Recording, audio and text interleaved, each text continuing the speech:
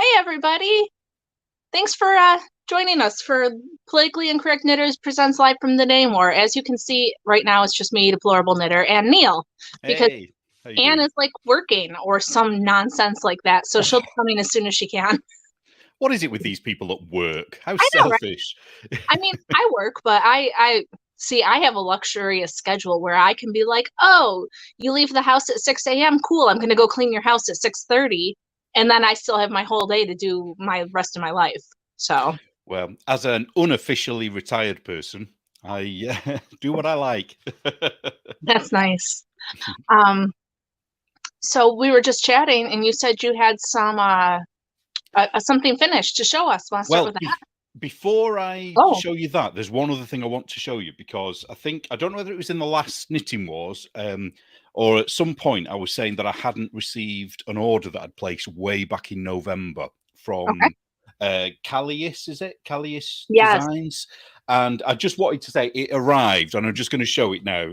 I ordered 2 of each of these. It's DK weight, and it's what do they call it? What do you call Tweet. that? Tweed. That's it. But the reason I wanted to show it is because it wasn't their fault. It was completely the United Kingdom government fault. They kept it in customs for over, I think it must have been 5 weeks, 6 weeks. What? Yeah, and they didn't charge me because sometimes when they do that, they end up charging you customs and excise and VAT, but they didn't. And what she did as well, say she, there's a few of them, isn't there? But they sent me these as well, and they were Oh, for free. how So cute. just two little minis as well. So I ordered 4 full skeins, and then I got Mhm. 2 free minis. So thank you very much. So yeah, Callius Designs. I'm definitely going to be ordering from them again. I'll just know to wait a long time before it arrives. Yeah. So I just wanted to make sure. Yeah. BS in the chat saying whose yarn is that? It's Callius yarn. I'll try and show probably can't. He's not showing Yeah. it very well, as is Um, it?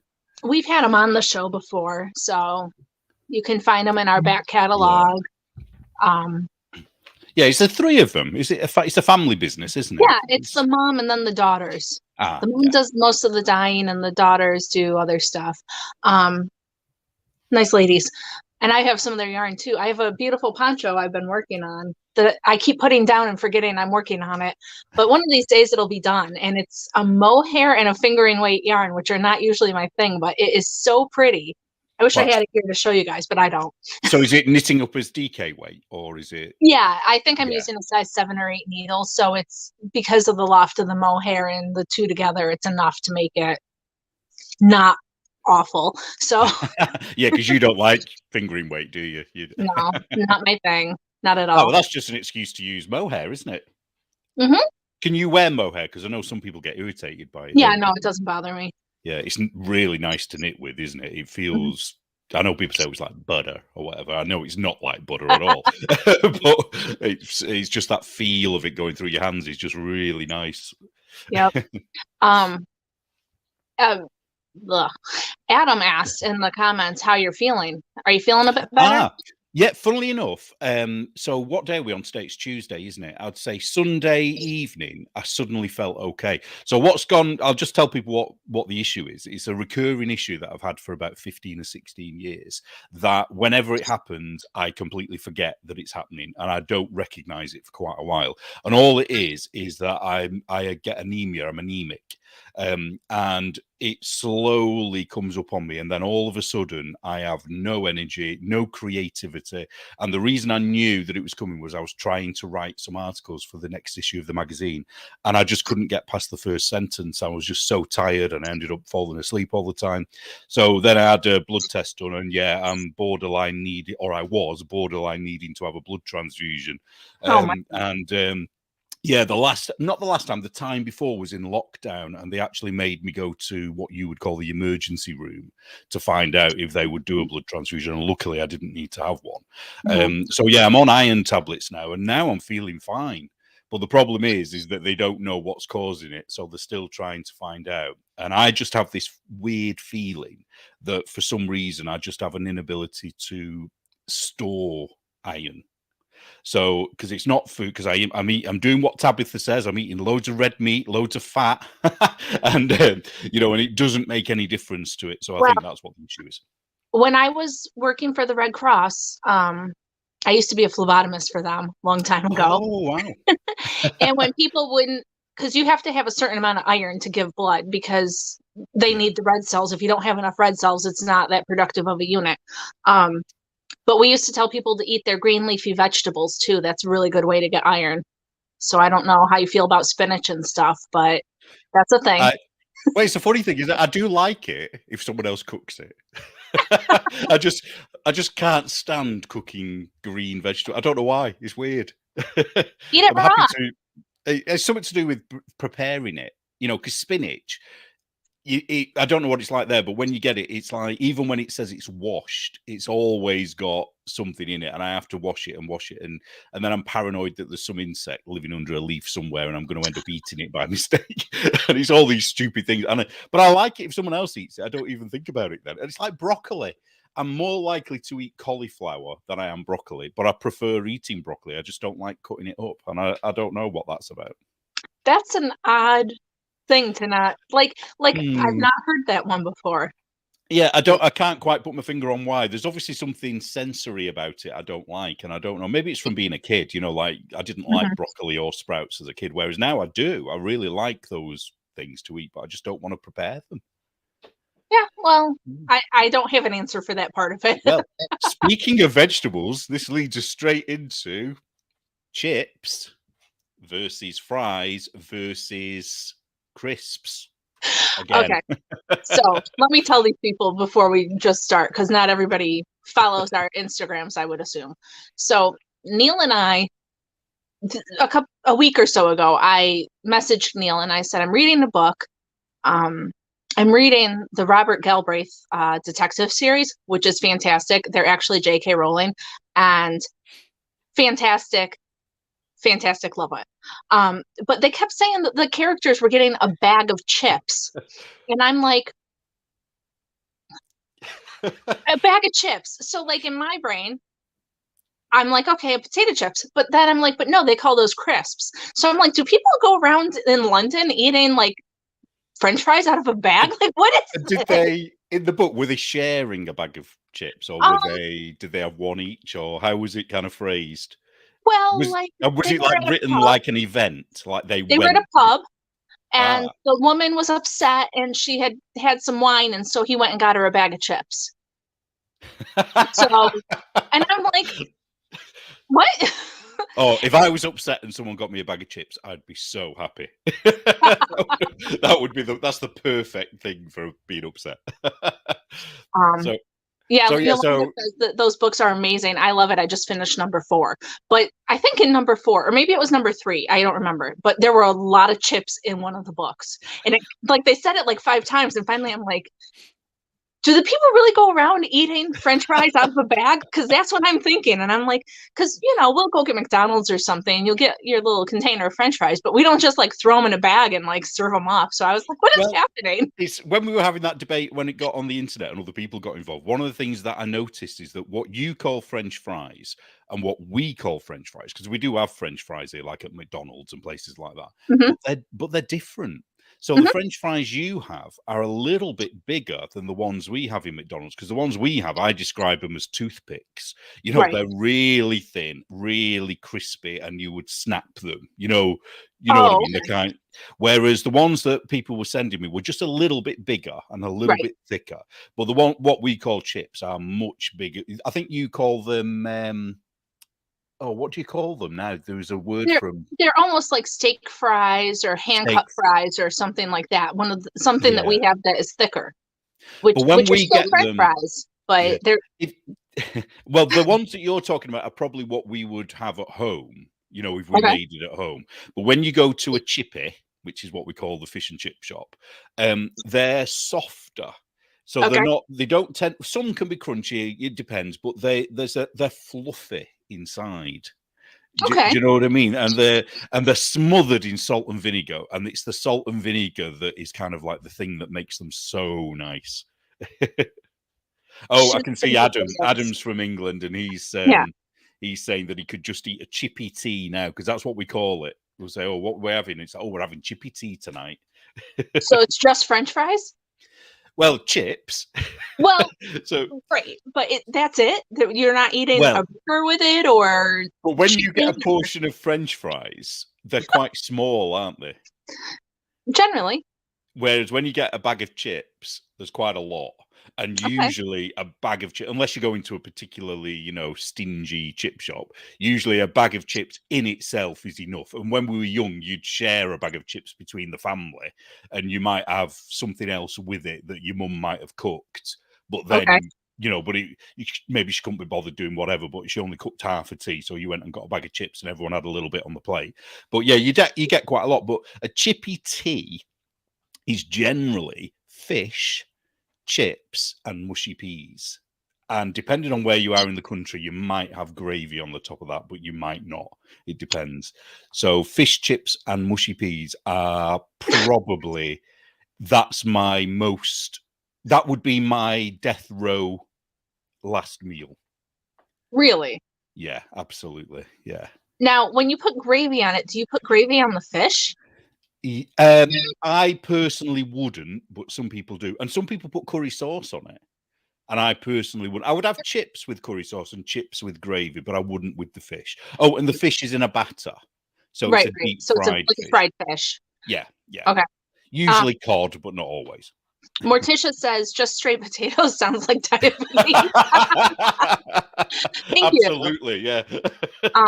And Adam is asking about pickled egg, which no, thank you. Well, I like a pickled egg. Pickled eggs are funny because there's only two places you generally get a pickled egg. So, do you have pickled eggs in America? Yeah, but it's not like you go somewhere and they give them to you. Like, I think you have to seek them out. yeah. To the weird family somewhere. Yeah, pickled eggs. They're just boiled eggs without the shell, put in in vinegar. But they used to sell them behind the bar in pubs. So there'd be a big jar of pickled eggs. And back in the old days, you'd have some, barmaid whose hands had been in the ashtrays and in the beer, and she'd just put a hand in and pull it out, so all of the dirt would be in there as well. But the other places, some, not all, fish and chip shops sell them as well. Mm-hmm. So apparently in most country bars have them in the US. I live in the US. And I don't have them in my bars. Well, they're always served in like those paper cake things. What you'd put a cupcake in? What do they call them? They're like fluted. Are they fluted? Is that what you call it? Yeah, the cupcake wrappers. Yeah, that's how you get your pickled egg. They would use one of them and give it to you. Yeah, there's no health and safety back in the day. True story. Yeah. Oh, maybe she says maybe it's in the frozen tundra of the Midwest that happens. Because in New York, maybe it's just because we're snooty here. I don't know. I've never seen that in a bar. You're far Maybe too I'm not in the cultured in New sticks York. enough. I'm not in suburbs, but I'm in like a town on the very outskirts of a city area. So, so maybe we're not country enough. I don't know. Well, no, you're quite country, aren't you? Where you are thinking about it, No, aren't you? Because you're not city folk, are you? no. Like I said, we're half hour from the city, so we're not like country. We're not like the people that have to drive forever to get to, Tell them about what I don't even know what that word is. A Savoy. It's just a sausage, I think, isn't it? It's just a sausage? But they're massive. They're like these huge sausages that are deep fried. And what's the purpose of deep frying it? Just to make it even less healthy than it was? Well, yeah, I would never have one because I'm sure it's like a sure way of getting food poisoning. Well, in Scotland are even worse. They will deep fry pizzas and deep fry pies, like meat and potato pies or cheese pies, and they'll deep fry Mars bars, which are chocolate bars in batter. Yeah, I know, Frankfurt. at carnivals you can get like deep fried Oreos and stuff or Twinkies. I don't even think Twinkies are a thing anymore, but I've never had. Yeah, it'll be the same kind of thing. Oh, somebody called Katie saying Birmingham special deep fried Mars bar. Yeah, do you know, I've never had one. I've never done one of the deep fried chocolate. It just doesn't appeal. Yeah, there's some things. I mean, don't get me wrong. I love some unhealthy stuff, and generally battering it up and frying it is good. But I like my chocolate as chocolate. I don't know. Is it? Oh, is it? We've talked about this before, haven't we? Is it that Hershey's stuff though? Is it Hershey? Of course, it's Hershey's. Ugh. Sorry. Oh. It's so funny. So I was telling my husband about our argument though, and he's like, "Well, maybe in England the difference between French fries and chips and all the things is similar to like in Alaska they have different names for snow." Like to describe the different kinds of snow. So he was like kind of on your side because I was telling him like how you and I were arguing about this. I like your husband. He sounds all right. Yeah. Yeah. Yeah. Well, I think He's chips is fine. probably our national dish. I think, isn't it? Isn't it's like the only thing we've given to the culinary world? I don't think we've given much else. French fries aren't from France? But we're not talking about French fries. We're talking about chips. But nobody else calls them chips, so does it count? Well, they're not the same. And French seasoned fries to are your weird. taste. Oh, hello, Angel. I like enough sweets and fried food that I'm worried I'd like the fried sweets, and they're a step too unhealthy. Yeah. True story. Well, there's a reason why Scotland has the highest heart attack rate in the United Kingdom, and I think it's to do with those deep fried things. That's Definitely. funny. Yeah, so apparently in my house we're all obsessed with JK, and my kids and I, we've been listening to the Harry Potter books, and so me being the homeschooling mom, I've got like all these unit studies now, and now we're like looking at maps of England and like the real places they talk about. Ah. Oh, for a Harry Potter fan, it'd be fantastic to come over here because not far from it, I've never been, so I can't tell you what it's like. But in Cheshire, there's an entire village that's been turned into like a Harry Potter village. So they've got, Really? yeah, so they've got like is it Diagon Alley Hmm. and all the shops, and they've made it, they've got those lamps, the ones where, oh, what was he called? I want to say Gandalf. It's not Gandalf. What's he called? The one with the big beard, like me. Dumbledore? Dumbledore, that's him. Where he does his magic thing with a lighter, doesn't he? And the lights go back Yeah. into his lighter, and they've got lamps like that everywhere. But yeah, so if you came over, you'd have to go there. You'd have to go to King's Cross to the platform. Yep. They've got that there, and you can pose with the trolley going through the wall. I can't remember. Oh, and the train. I think that's up in Scotland. I think that famous bridge they show when the train Hmm. goes round. I think that's Scotland. That's cool. I mean, my family and I travel to Florida every year, and I know that in the evil, horrible corporation of Disney, there's a place that's like Harry Potter World. So I've been Hagrid. to Disney. Am I Hagrid? I don't know. I think that she said Gagrod, and I think that was the autocorrect for Hagrid. Because I saw that comment, and I'm like Gagrod. I'm not going to ask, but So, do your kids, are they really into Harry Potter then? really into it. Except that my younger one is still a little bit young for it. Right. Like my plan had been like we'll read the first book and then we'll watch the first movie. But we read the first book and we finished it right around Christmas when my husband was off. So instead of reading the books and then watching the movies and having them kind of know what was going to happen so they're not maybe scared by the movie because they can be a little intense. We ended up just watching all the movies, and my little one, like after number 3, they're like, I don't want to watch it. It's a little bit too Yeah. scary. Because they kind of grow up with the kids as they were written, don't they? So, like, the first book is very childish, really, isn't it? It's a bit Yeah, simple, and whereas I the last ones are quite exactly. intense. And so even though they're rated PG-13, which I would not normally let my kids watch, but I've seen them all. I've read the books, and it's not like violent, like bloody PG-13.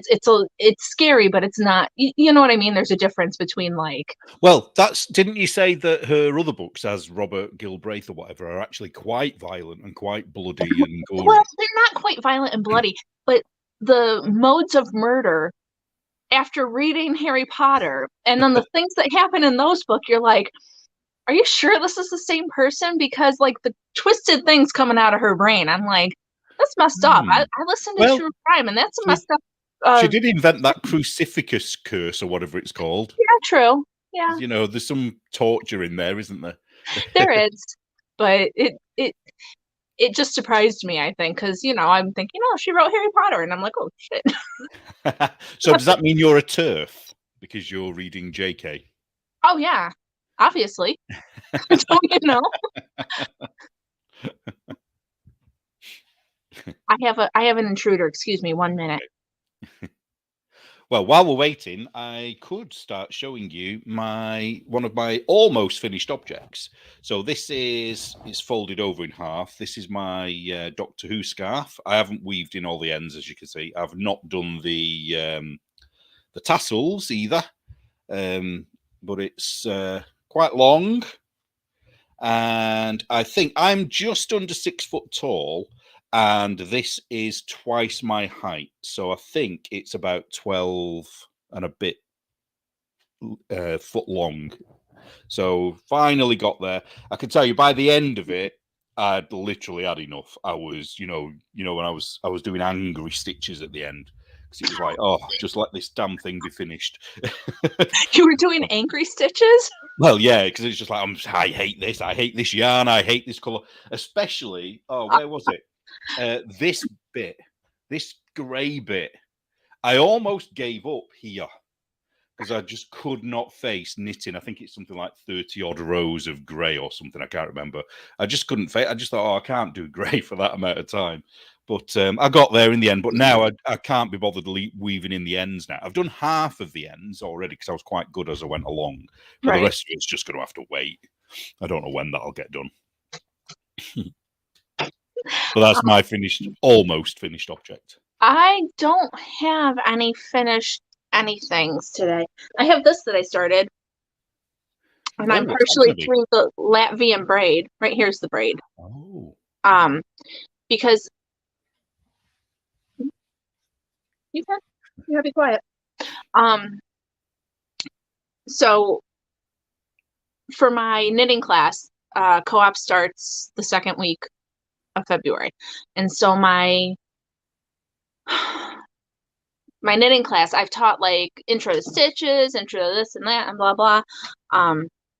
This is advanced knitting now, so the first thing they're doing is this ribbing, and then we're going to do the Latvian braid together. And I'm trying to order the class in my head because like in the past I've done it where like, oh, if you don't keep up, that's okay. But this time it's going to be, I mean, we're learning tables and color work, and you can't slack. You have to do your homework kind of thing.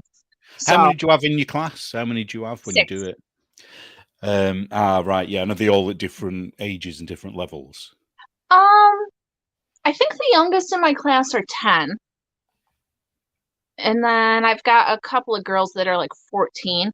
And there's like one girl that is going to do fine with this, or maybe 2. And then the rest of them are all about the same level where it's going to be a stretch, but I know they can do it.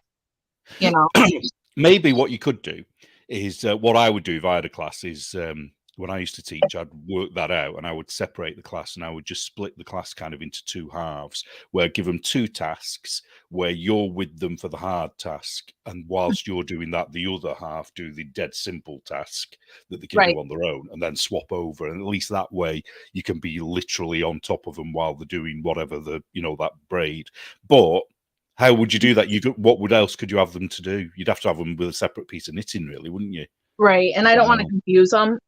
So actually, the good part about this is a free pattern I found from Marley Bird. It's called the Game Day Cowl or the Game Day something. And it's made for like the Super Bowl. You're supposed to like knit from like 6 a.m. to 6 p.m. and you'll have a finished piece at the end. And there's what? The Super Bowl? The Super Bowl? Yeah. That's how long a game lasts. Oh, no, that's not how long the game lasts. It's just for Oh, game day. It's just kind of like a, especially if you're a crafter and maybe your spouse or friends or whatever want to watch it and you don't care.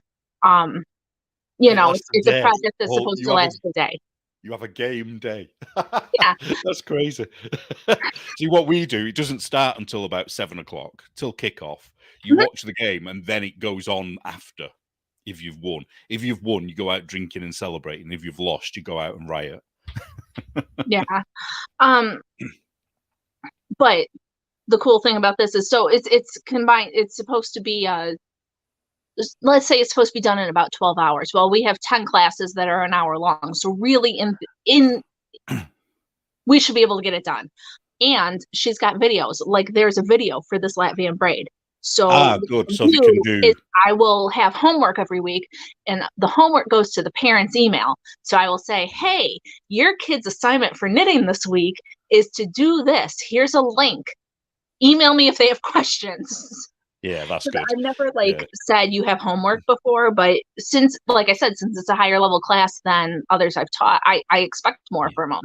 I think that's What I used to say to mine when I was doing the knitting, because I used to teach, I used to volunteer teaching knitting at a school, Mhm. and I used to just say to them, look, I don't care if it's 3 stitches or 4 stitches or 75. Make sure you knit something every day, right, even if it's just 2 stitches, because right. otherwise they used to forget. Oh, sorry, I'm a bit bunged up today. Somebody said you go out and riot if you don't get what you want, Neil. Sounds familiar. Yeah, hasn't there been, I might be wrong, but haven't there been riots? Is it in Atlanta, Georgia? Mm-hmm. There was a What's shooting. that about? There was a shooting. I have not seen that. I, if Anne were here, she would tell us all about it. I cannot. I just know that Is there it, was. I think somebody shot a police officer, and then they did shot they the guy end up that shot getting the police shot? officer, and now they're rioting because that makes sense.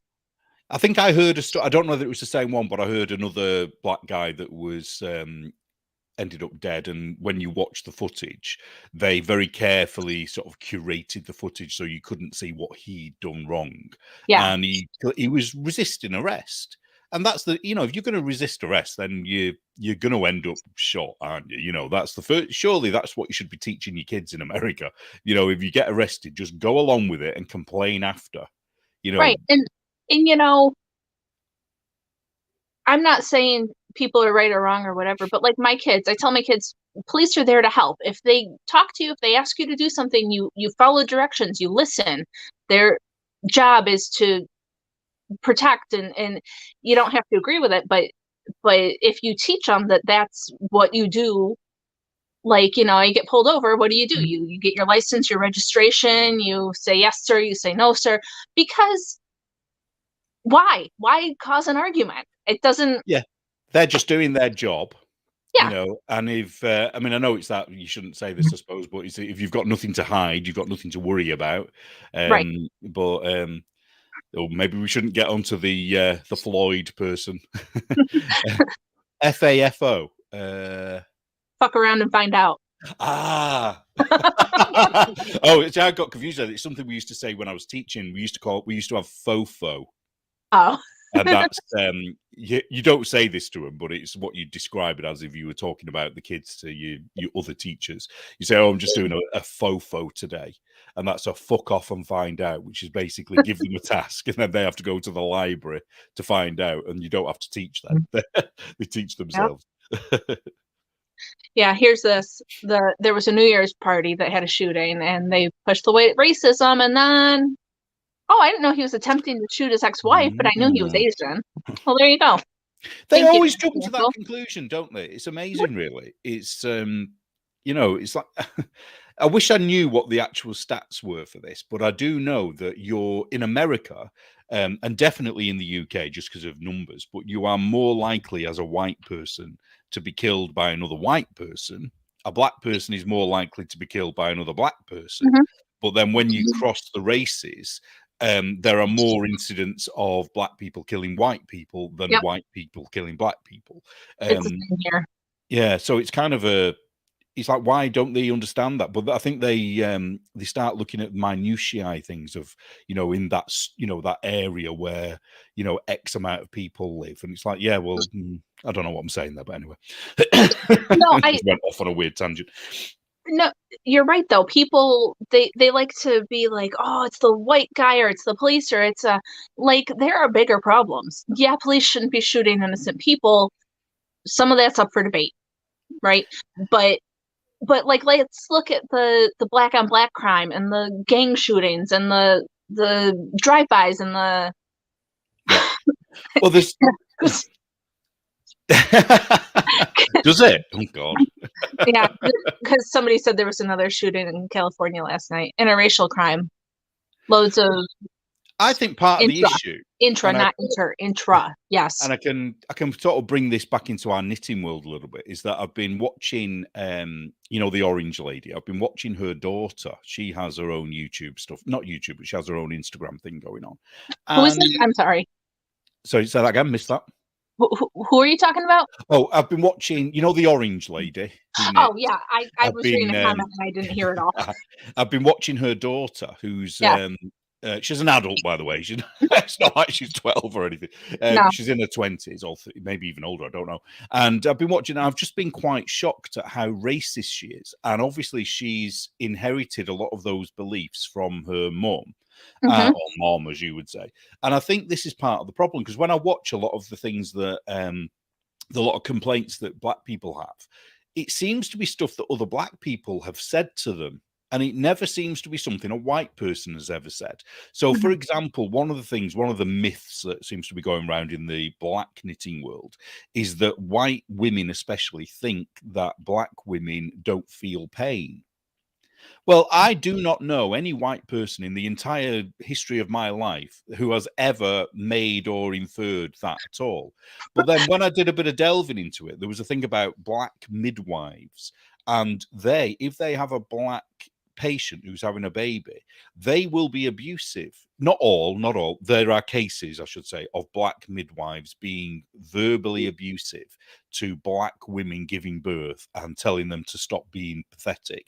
And basically, they think they don't feel pain. And then somehow that gets kind of turned onto white people saying it, which has never happened as far as I know. I mean, mad, if that was even a thing, I could see maybe, back in slave days that being like a myth. But I've never heard anybody saying that nowadays, anytime recently. Yeah. And I think it's, I also think that when some black mothers send their kids out when they're teenagers, I think they tell them, if the police get you, they're going to kill you. So, and then there's a panic that builds up inside them when they are stopped by police, for example, because they genuinely think the police are going to kill them because one of their parents told them so. I mean, I'm sure it's not just black people. I have to keep saying that, don't I? I'm sure there are other cultures and races. This is like a true crime thing. Allegedly. Well, it seems to be the people who are most vocal at the moment, doesn't it? It seems to be the area where it's most talked about. But have you noticed they're not talking about Black Lives Matter at the moment? And I wonder why that is. Because people finally realized it's a sham. Have they realized though? Or is it only white people that have realized? I don't know. But facts over feelings. Broken families raise broken children. Yep. Who broke Absolutely. up the family?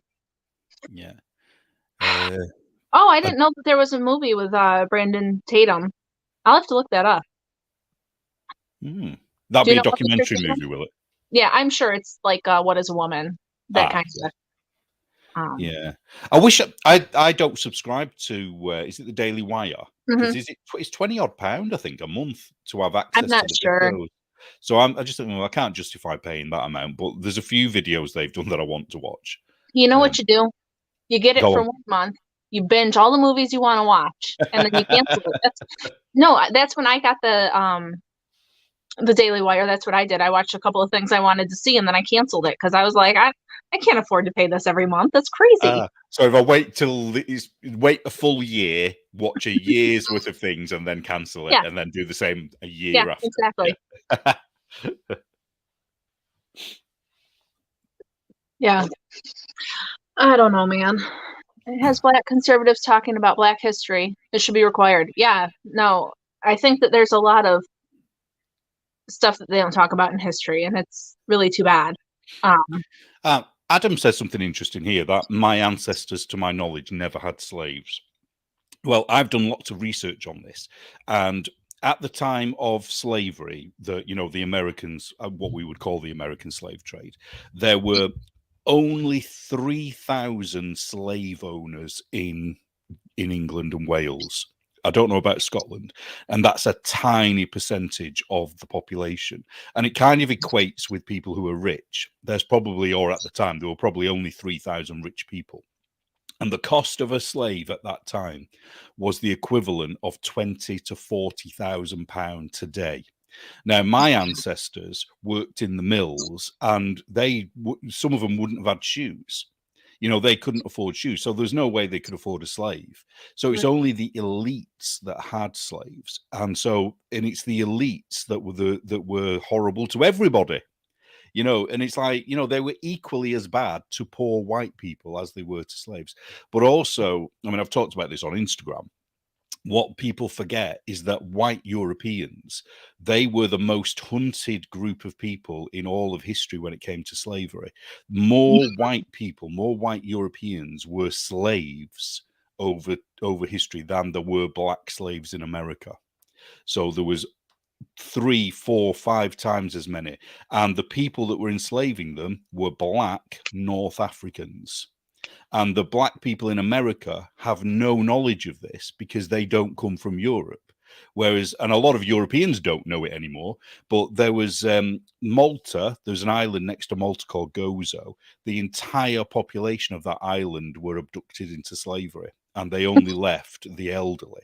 Now, they went, and what happened to them, it was far worse than what happened in America to the black slaves, is that the majority of the men, when they were taking slaves, two things happened. Either they were castrated immediately, and this is one of the reasons why there's no oral tradition of slaves coming down the generations, because they weren't allowed to have children.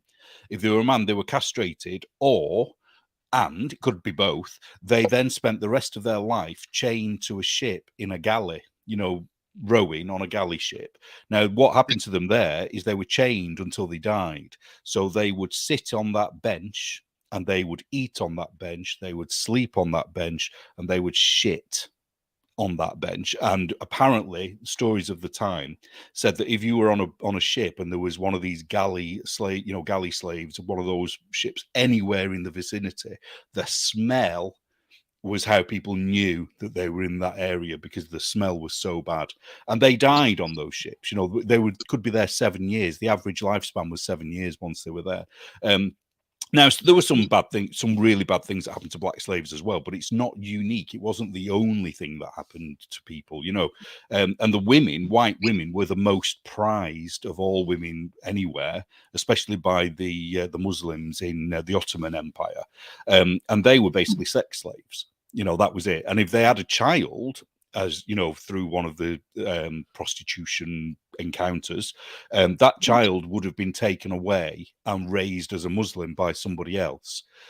So the mother would not have had any interaction with that child after it was born, or after it was 2 years old, or whatever. So again, no oral tradition was passed down. So this is why we don't know about it. This is why people who are the descendants of European slaves aren't asking for reparations, because they don't know they're the descendants of slaves. So, well, and I also think that there's a different mindset. A lot of people don't feel entitled. mm, Um, I there may have been a history of slavery in families or whatever, but that didn't happen to me. Didn't yeah. happen to my mom or my grandma, and so who would pay me for that? Well, I the think we interesting should be thing is realistic. many of the descendants of the American slave trade in America now aren't just the descendants of Africans that were enslaved. They're also the descendants of the slave owners that Mhm. had sex with their ancestors, whether that was by choice or not, arguably, whatever. But their genetics, their DNA, excuse me, has that white slave owner's ancestry in it as well. Mhm. So, what are they going to do there? Are they going to have to give themselves reparations because part of their DNA was a slaver. You know, there's more slaver DNA in black descendants of Africans than there is in me, for example, because I know none of my ancestors had slaves. Mhm. So, you know I'm complete. I can wash my hands completely. Yet a lot of the black slaves can't really because they have that genetic thing there. Yeah, that's interesting. I mean, my family was also dirt poor, and some came from Nova Scotia, some came from Italy, and they weren't here even when it was happening. Yeah, So yeah. So why should you have to pay? Yeah, this. Well, is it California? One of the states, haven't they made a thing recently where is it something like $200,000 they're going to give people? it's a ton of money. It's ridiculous. And what do you think that's going to do then? Because if it was a case of right, here we go, you were going to give you all $200,000. Where's that going to come from for a start? But here's the deal: you never mention this ever again. You have to acknowledge that there's equality and that you've got nothing to cry about anymore. Do you think they would? There's going to be some people somewhere that are going to constantly talk about this. Yeah, it's even if they got what they wanted, it still wouldn't be enough, and that's the problem. Because and I don't get, this might be me being naive, it's probably my white privilege showing. I don't get racism. I was born with the color skin I was born with. I have no more control over it than the fact that I'm a woman, or that I was born in New York, or that I just don't get it. I think what racism actually is, if you sit down and analyze it, is culturism, if there's such a phrase. So, for example, there are different cultures that I have a problem with. So, for instance, if it's a culture where women, where the female genital mutilation for whatever, I have a real issue with that. It's like, well, no, that's a bad culture to do that Yeah. to girls. Or a culture where, you're forced into a marriage with someone you don't love. I think that's a bad cultural practice. So I would have a problem, I might have, so let's take different black people in different parts of the world. You might have a problem with a black person who, I don't know, let's say lives in Portland, Oregon, and is a Black Lives Matter person, doing whatever. You might have a problem with that person and people like that, but you won't have a problem with somebody else who's black. And in any other situation would be pretty much the same. So I think it's about attitude, culture, and character. Yeah, it's judging the person by what they do, not by what they look like. Because as much as I don't like people who are into Black Lives Matters, I really hate white people that are into it, because they tend to like pander and the way that they feel like they can talk about issues for these other people, like it's so entitled. Like, yo, yeah, it's crazy. So anyway. And there seems to be so many of them, in the knitting world. I mean, if you haven't already gone and had a look, go on Reddit. It's a cesspool of nonsense. But if you go on, is it Craft Snark? Is it Craft Snark? That's the main one, I think. Craft Snark is, yeah. I don't go on it though. Oh, if you want to be annoyed, go on there, because you'll soon be annoyed. It'll take like my 2 kids minutes. have been fighting for like 4 days. I don't need anything else to make me annoyed. Oh my gosh, I love them to death, but it's been super dreary here, and it's been like snowing on and off, and just we all need to do something, because holy mackerel. January's like that though, isn't it? January's a month where I just think everybody's a little bit miserable. Yeah. And all the good happens now. Like, we're looking forward to co-op in February. We're looking forward to swimming in February. We're looking forward to our Florida trip in February. We've got these nothing in January. So that's like, so. Well, it isn't in the UK, but is February Black History Month? Yes. Yeah, it isn't here. We have it in October, so there's something to look forward to. Oh yeah, I forgot. I'm going to do something about that. Actually, we could talk about this now. I didn't know whether to bring it up, but I've bought this book. So I'll give you a bit of background before I even show you what it is. So if anybody watches Roxanne Richardson, she's a knitter, quite a well-known knitter. I think she's got lots and lots of followers, and I think she's a wokey. I think she's completely left. However, I respect the fact that she never mentions anything other than knitting. So she sticks to the subject, which is good. She's very technical, And everything she knits is like, you're watching it and you just think, Christ, just knit it, Roxanne. Because what she does is she'll get a pattern and then she charts it all out on Excel before she even starts. And there's just all this technical stuff around it. But she does these projects. She did a project where she knitted a sweater from every century since 1890. And it was quite interesting. Some of them were bizarre that you would never watch, but some of them were good. And now she's doing this thing about socks. So she's trying to knit socks going back in history. And she mentioned this book last week. And I don't know where she saw it originally, but in it, there's a knitting pattern for a stocking, and she wanted that pattern. So I think she bought the book just for that. Well, anyway, so this is the book, and it's called The Typical Tudor. Now, I'm going to tell you how much this book is, and you're going to think I'm mad for buying it. It's £58 English pounds for this book. Whoa. Which is, I don't know, is that 60, maybe $70? I think. I don't know. It's a lot. It's a lot. Now, it's a paperback.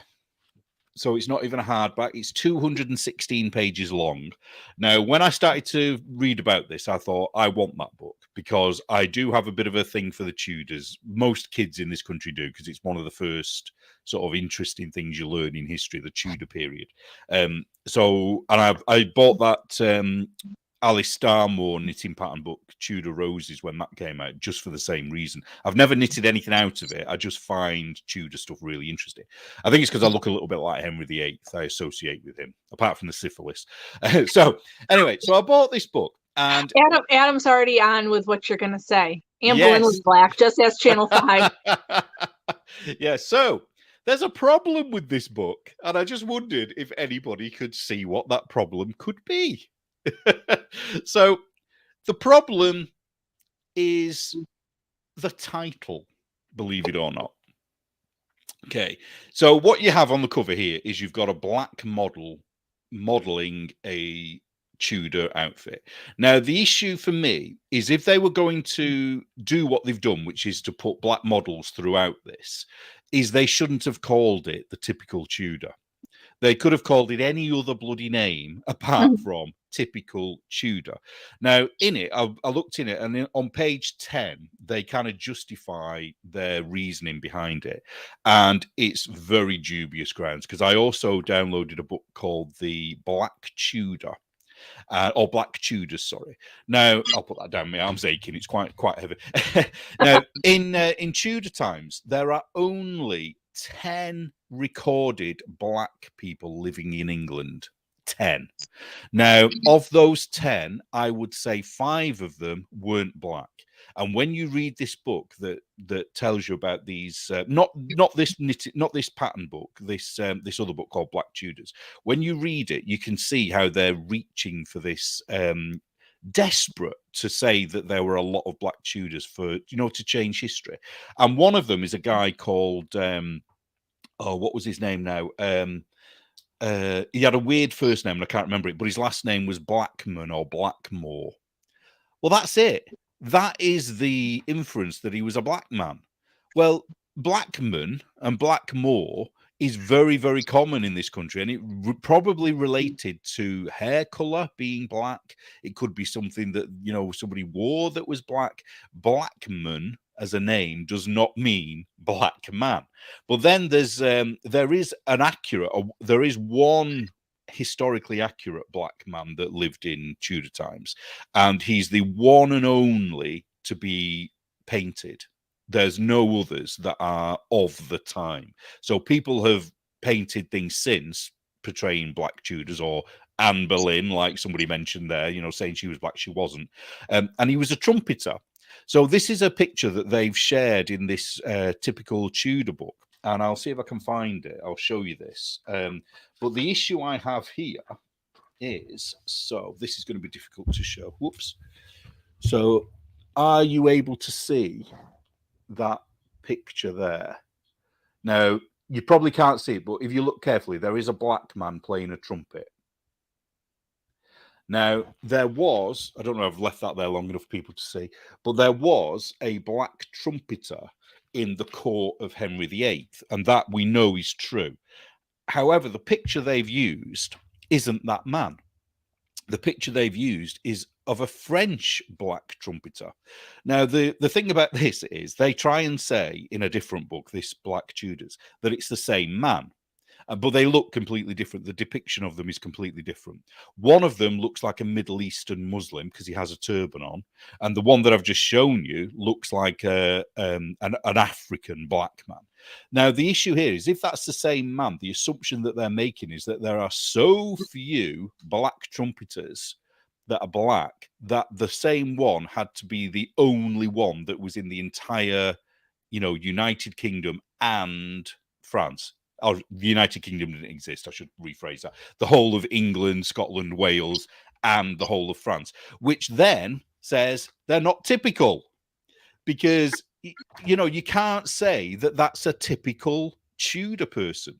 And the thing about Tudor is there's only two ways you could class yourself as a Tudor is you have to be English, one. You are either part of the aristocracy of the Tudor family, they were very specific, or you lived in the time when they were around, when they were alive. A French person playing a trumpet in France cannot be described as being a Tudor. Now, I'm really on a soapbox here, so excuse me a little bit. But going back to the other book, not this book, but the one which is the Black Tudors, one of the characters is a prostitute who was renowned for her tawny, soft skin. Now, those three words are the only thing that makes her African. Tawny, black skin. Sorry, tawny, soft skin. Sorry, I'm getting all confused now. Now, tawny would have meant just olive-skinned. Compared to me, if you look at us two, I don't think you are in real life, but the camera, for me, is showing you as being more olive-skinned than I am. Mm-hmm. So you are more tawny than I am. Yeah, so if this was 1600s, well, 1500s, you would now be black. It's ridiculous. And it's like they're trying to change history. And the problem that I had with this book when I looked into it and read it is that one, they put her on the cover, this typical Tudor on the cover, who is anything but typical. If they turned it around and said costumes of the Tudor era, I'd be quite happy with black models in that book. It wouldn't bother me because they're not saying that was what it was like. They're just saying these are the costumes. But the fact that they've, do you see, what I'm getting at? I'm not just ranting for the sake of it, am I here?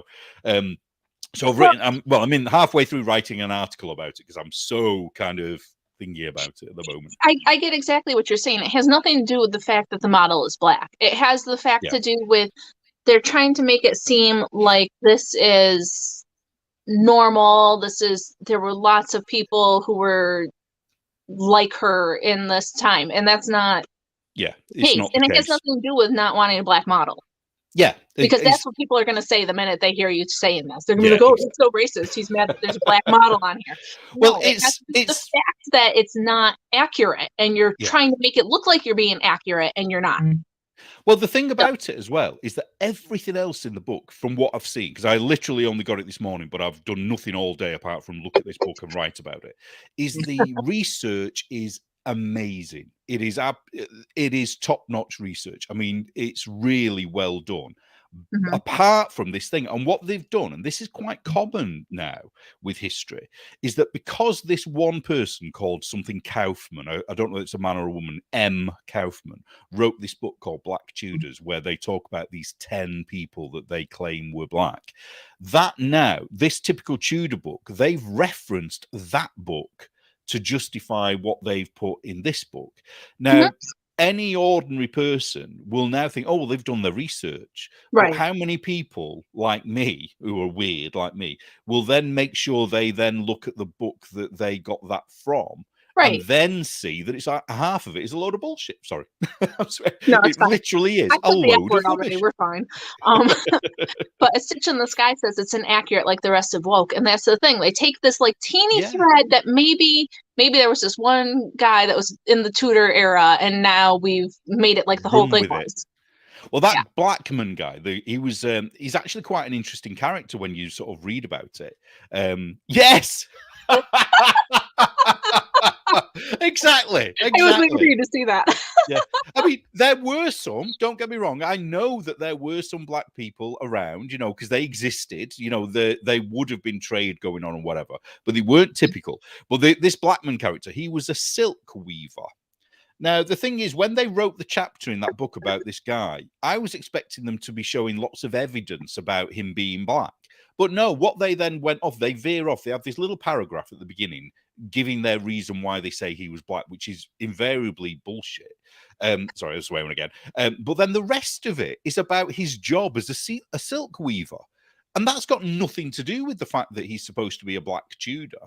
You know, it's about silk weaving in Tudor times. And that is not. So basically, the whole book could have been written in 10 sentences, you know, because there's just one sentence that says, and one of them, she literally says, I'm assuming that I say she, I don't know if it's a she that's written it, I think it is, but I'm not sure.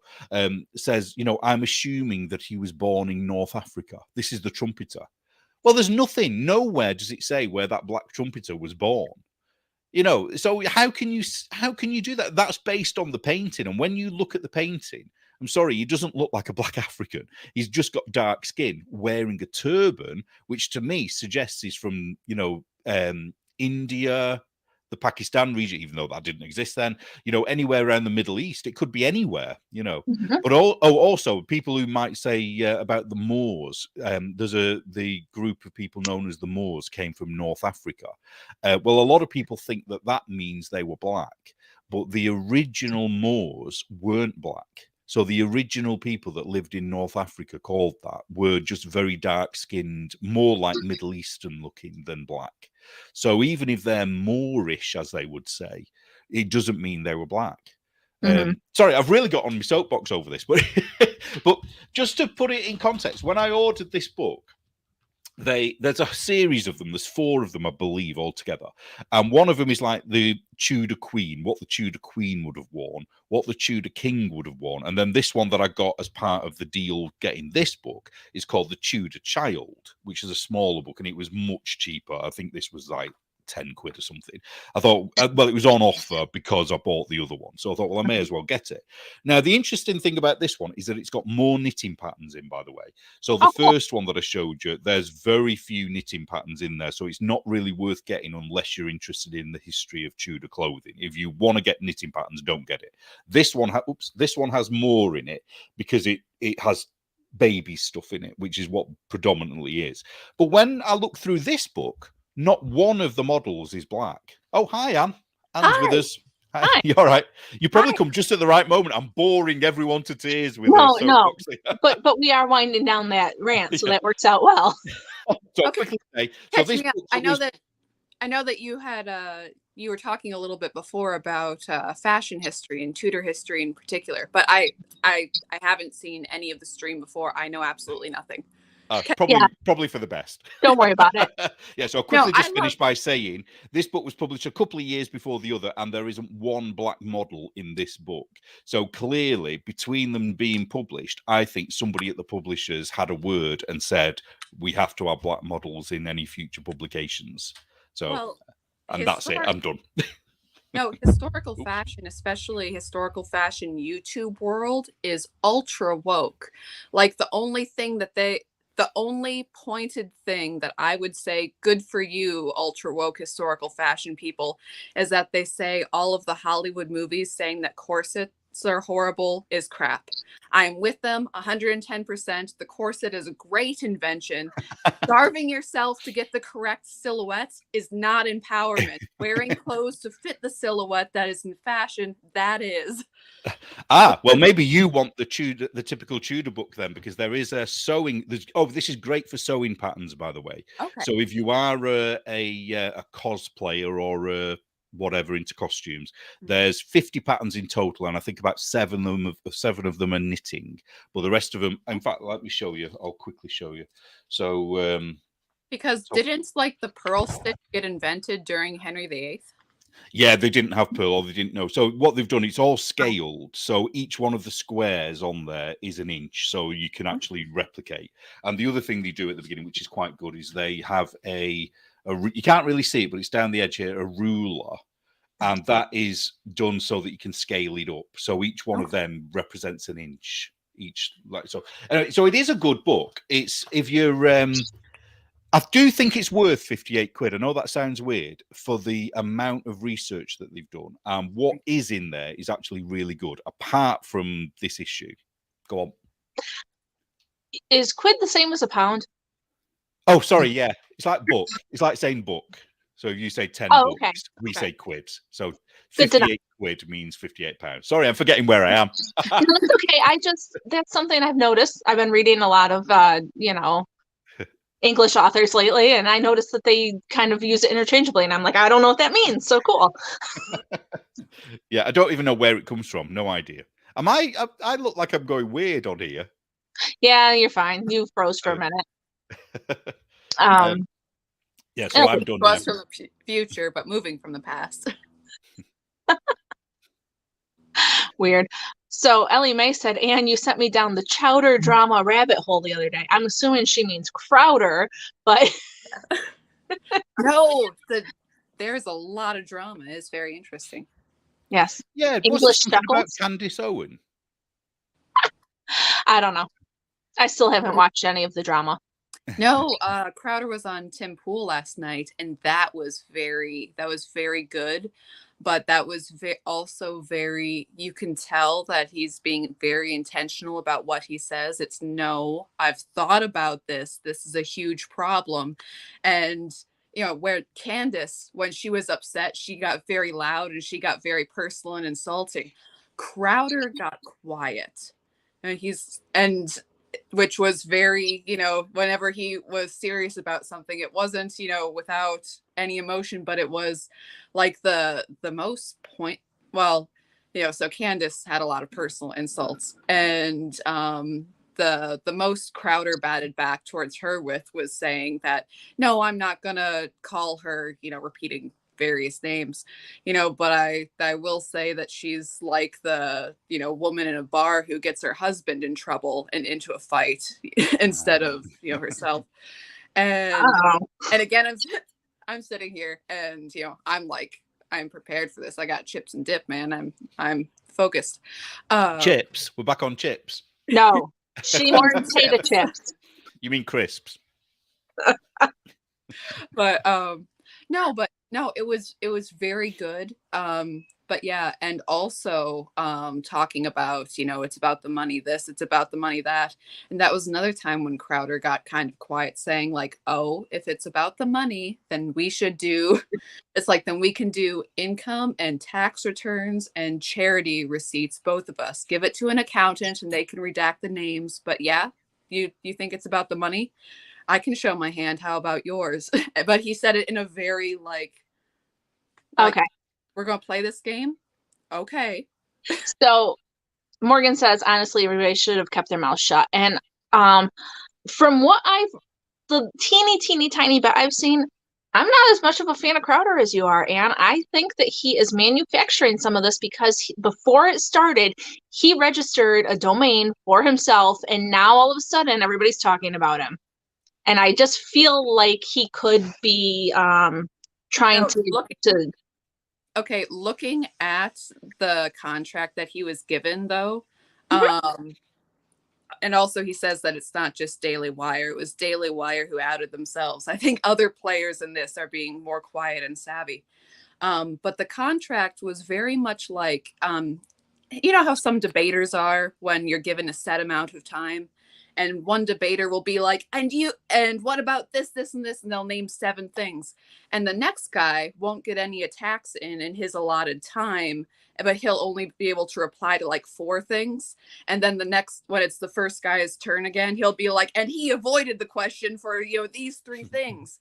That is kind of how the contract feels, where Jeremy Boring is all like, oh, well, you could have negotiated this all out. It's like, no. You can point out things that aren't wrong with it quicker than you can point out things that, are. 3 things are okay about that contract. And there's dozens of things like merchandising rights and perpetuity and all sorts of monetization things that are just awful. awful things. And it's to say like, oh, but we can negotiate later. It's like, yeah, what about the thing? What if, you know, we don't chew this out entirely and I miss one of these points? Then Right. you're screwed. And But not I only still that, feel like he manufactured some of it. And if the Daily Wire hadn't outed themselves, it wouldn't be such a thing. But since they did, now they've played into his hand. That's my thought. And I could be wrong, but that's just what I think. no, I And think Anne is going to die on this hill because she does not agree with me. no, I don't know anything about this. I'm kind of feeling Right. a bit lost. I know who the people are that you're talking about. I don't know what's happened. So Oh, Anne gave us the rundown on our last episode, but I got that out late, so you may have missed it. Sorry, guys. That was my bad. Yeah, no, there's a fight between Crowder and the Daily Wire about contracts and money, and I don't know. He wanted like 140 million from him, and that just seems also ridiculously ridiculous too. well, 130 million. first off, he didn't. Secondly, because that's what he said last night. He didn't. He said that his agent may have come back, but he personally said no, scrap the entire thing. Okay. Send something different, and that's when the Daily Wire stops talking to him about it. And no, that it was very, it's just so crap. But also, it's not just the Daily Wire that's crap, which is part of it. I think that there's a lot of things behind the scenes with any large media company, and I think he was kind of sick and tired of it all. Mhm. Which I don't know. I think, yeah, I don't know. To be treated like that is outrageous. it seems to be a common thing, though, doesn't it? Because do you remember? Is it Rebel News? And Lauren Southern used to work Yes. for them, didn't she? And then when she did her sort of story, where she kind of had spilled the dirt on everything that had been going on. I didn't know that. I don't think those reporters for Rebel News get paid, do they? They literally just get their expenses, I think. Yeah. And there does seem to be a money problem in a lot of these sort of, right of center organizations. Yeah. And I think this comment is good. There aren't many conservative media companies, so I think the Daily Wire was trying to do damage control a bit too early. And I think that that's probably part of it, is that they felt like they were being called out, whereas, maybe And not so much. also, not to mention, I don't know if I said this last time, but the Daily Wire all flaked out like women. They really did, except for the couple of people who kept their mouths shut. But, I'm glad you said that, Anne. yeah. Can you imagine if I said that? When dudes fight each other, first off, there's like levels of tiers, but you punch them, they punch you. You can be friends afterwards. And I think Crowder's a person who can take a couple of knocks without taking it super personally, depending on the sort of level of escalation there. And Ben Shapiro coming out and whining and saying, well, we're not friends anymore. And after all I've done for you, and all of it, it was just like, I thought that was a joke, because isn't it something to do with some toy or something that one of them stole, that Ben Shapiro stole from Crowder or something, and that's why they've fallen out? I thought it was some weird joke that they had going. I don't think so. I don't know. But yeah, it's quite a shocking, I don't know, quite a shocking thing. And also, a couple other people, it was interesting that Michaela Peterson came out and she said, no, Jordan Peterson's contract with the Daily Wire, we went through it line by line. And I know that contract line by line because we had to make sure that we got the best terms. I mean, Jeremy Boring is a shark, but, you need to be that in business. But again, she needed to go through it line by line. Candace Owen, even in defending Daily Wire, said that she had to go through the contract line by line for the best deal. Lauren Chen put out a video saying that both she had said no to offers from both Crowder and the Daily Wire about 6 years ago. And at the time, the Daily Wire had an offer with a lot of controls built in, and she said no, rejected it.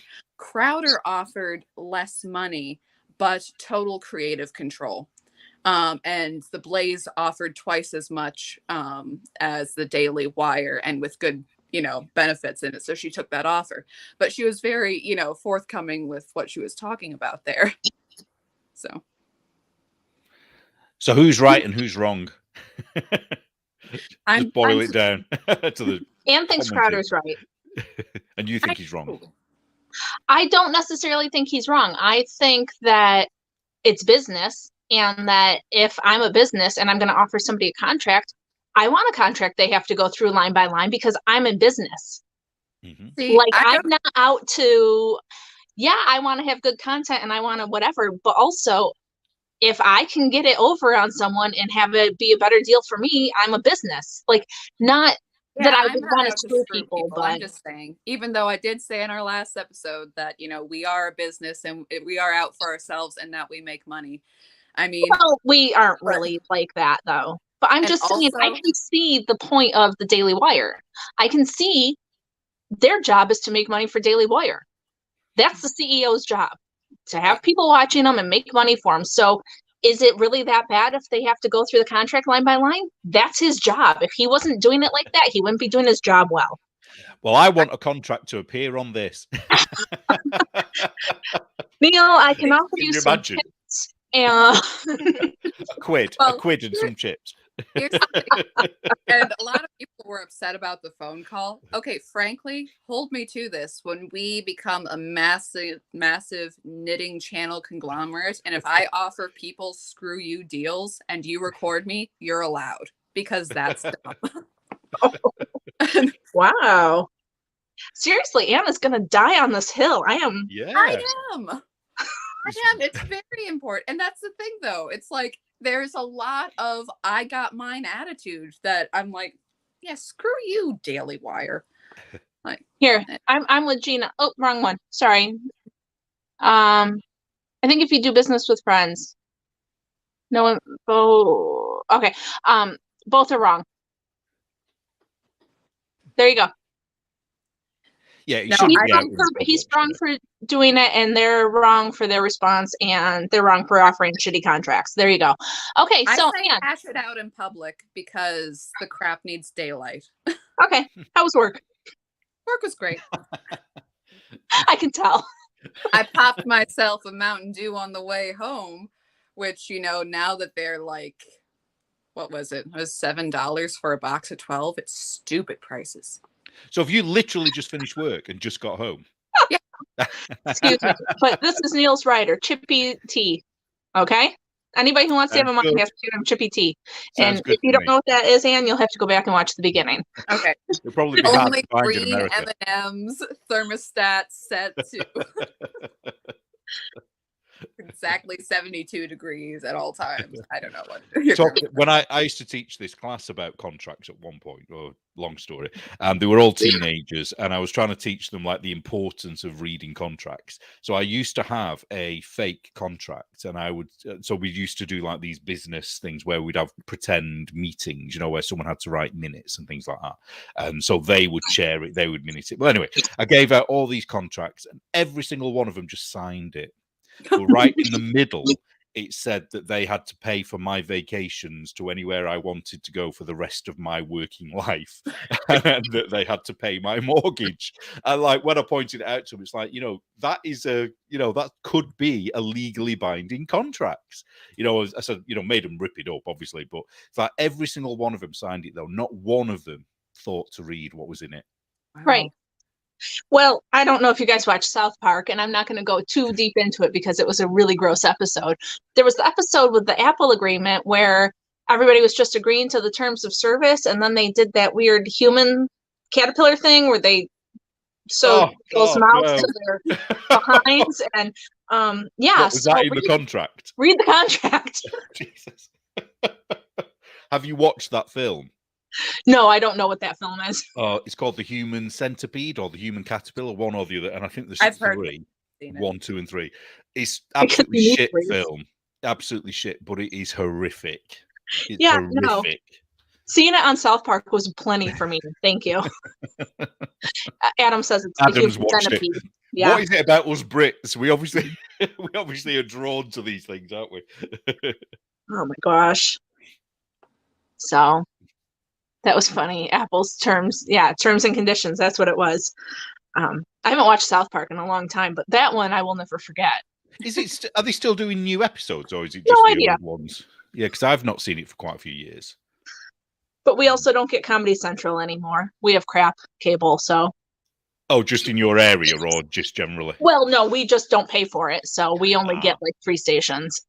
It's life. Well, that's what it was like when we were growing up. We literally had a couple of TV stations, and that was it. And it Well, didn't now we got bother us. streaming, so there's like free streaming things you can watch. But yeah, there's a funny website. Oh, this sounds fun. A website called Smoking Gun. It has all the funny contracts with the writers for musicians. I bet there's some weird stuff in there. Probably. Just come out of the closet. What's that relating to? That's from South Park. Oh, right. And I think John Travolta was trying to get him out of the closet. It was really funny. Sorry. Anne doesn't watch South Park. Sorry. I only know like 3 jokes from South Park, so. Do you watch Thingy and Morty? I've forgotten what the other guy's called. Rick and Morty. Rick and Morty? Do you ever watch that? Oh, I love that show. Heard of Absolutely love it. My husband thinks it's funnier than I do. Some of them are funny. Some of them I'm like, ugh. Yeah. Oh, I think me and your husband would get on very well because I think. Yeah, no, but seriously, when the kids go to bed, Neil, it's Cartoon Swim, and it's sometimes they come out of bed. Adult Swim, do you mean? Adult Swim, yeah. So they get out of bed sometimes, and they'll see us watching cartoons, and they'll be like, "Hey, what are you guys watching?" I'm like, "No, go in your room."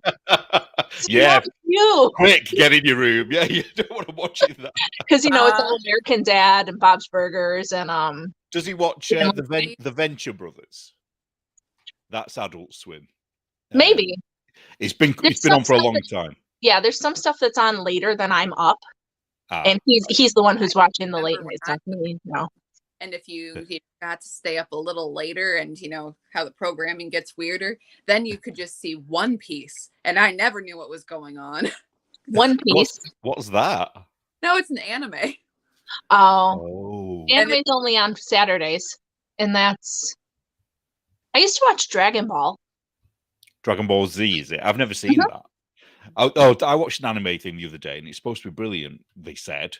And it's something called the Graveyard of the Firefly, I think it was called. Oh my God, it was one of the saddest, most miserable things I have ever watched in my life. That's another one that I hadn't seen, but my brother told me the ending, and I'm like, Yeah, it's like, that's it. Just at the end, he's just like, oh my God, why have I watched this? Where's that one?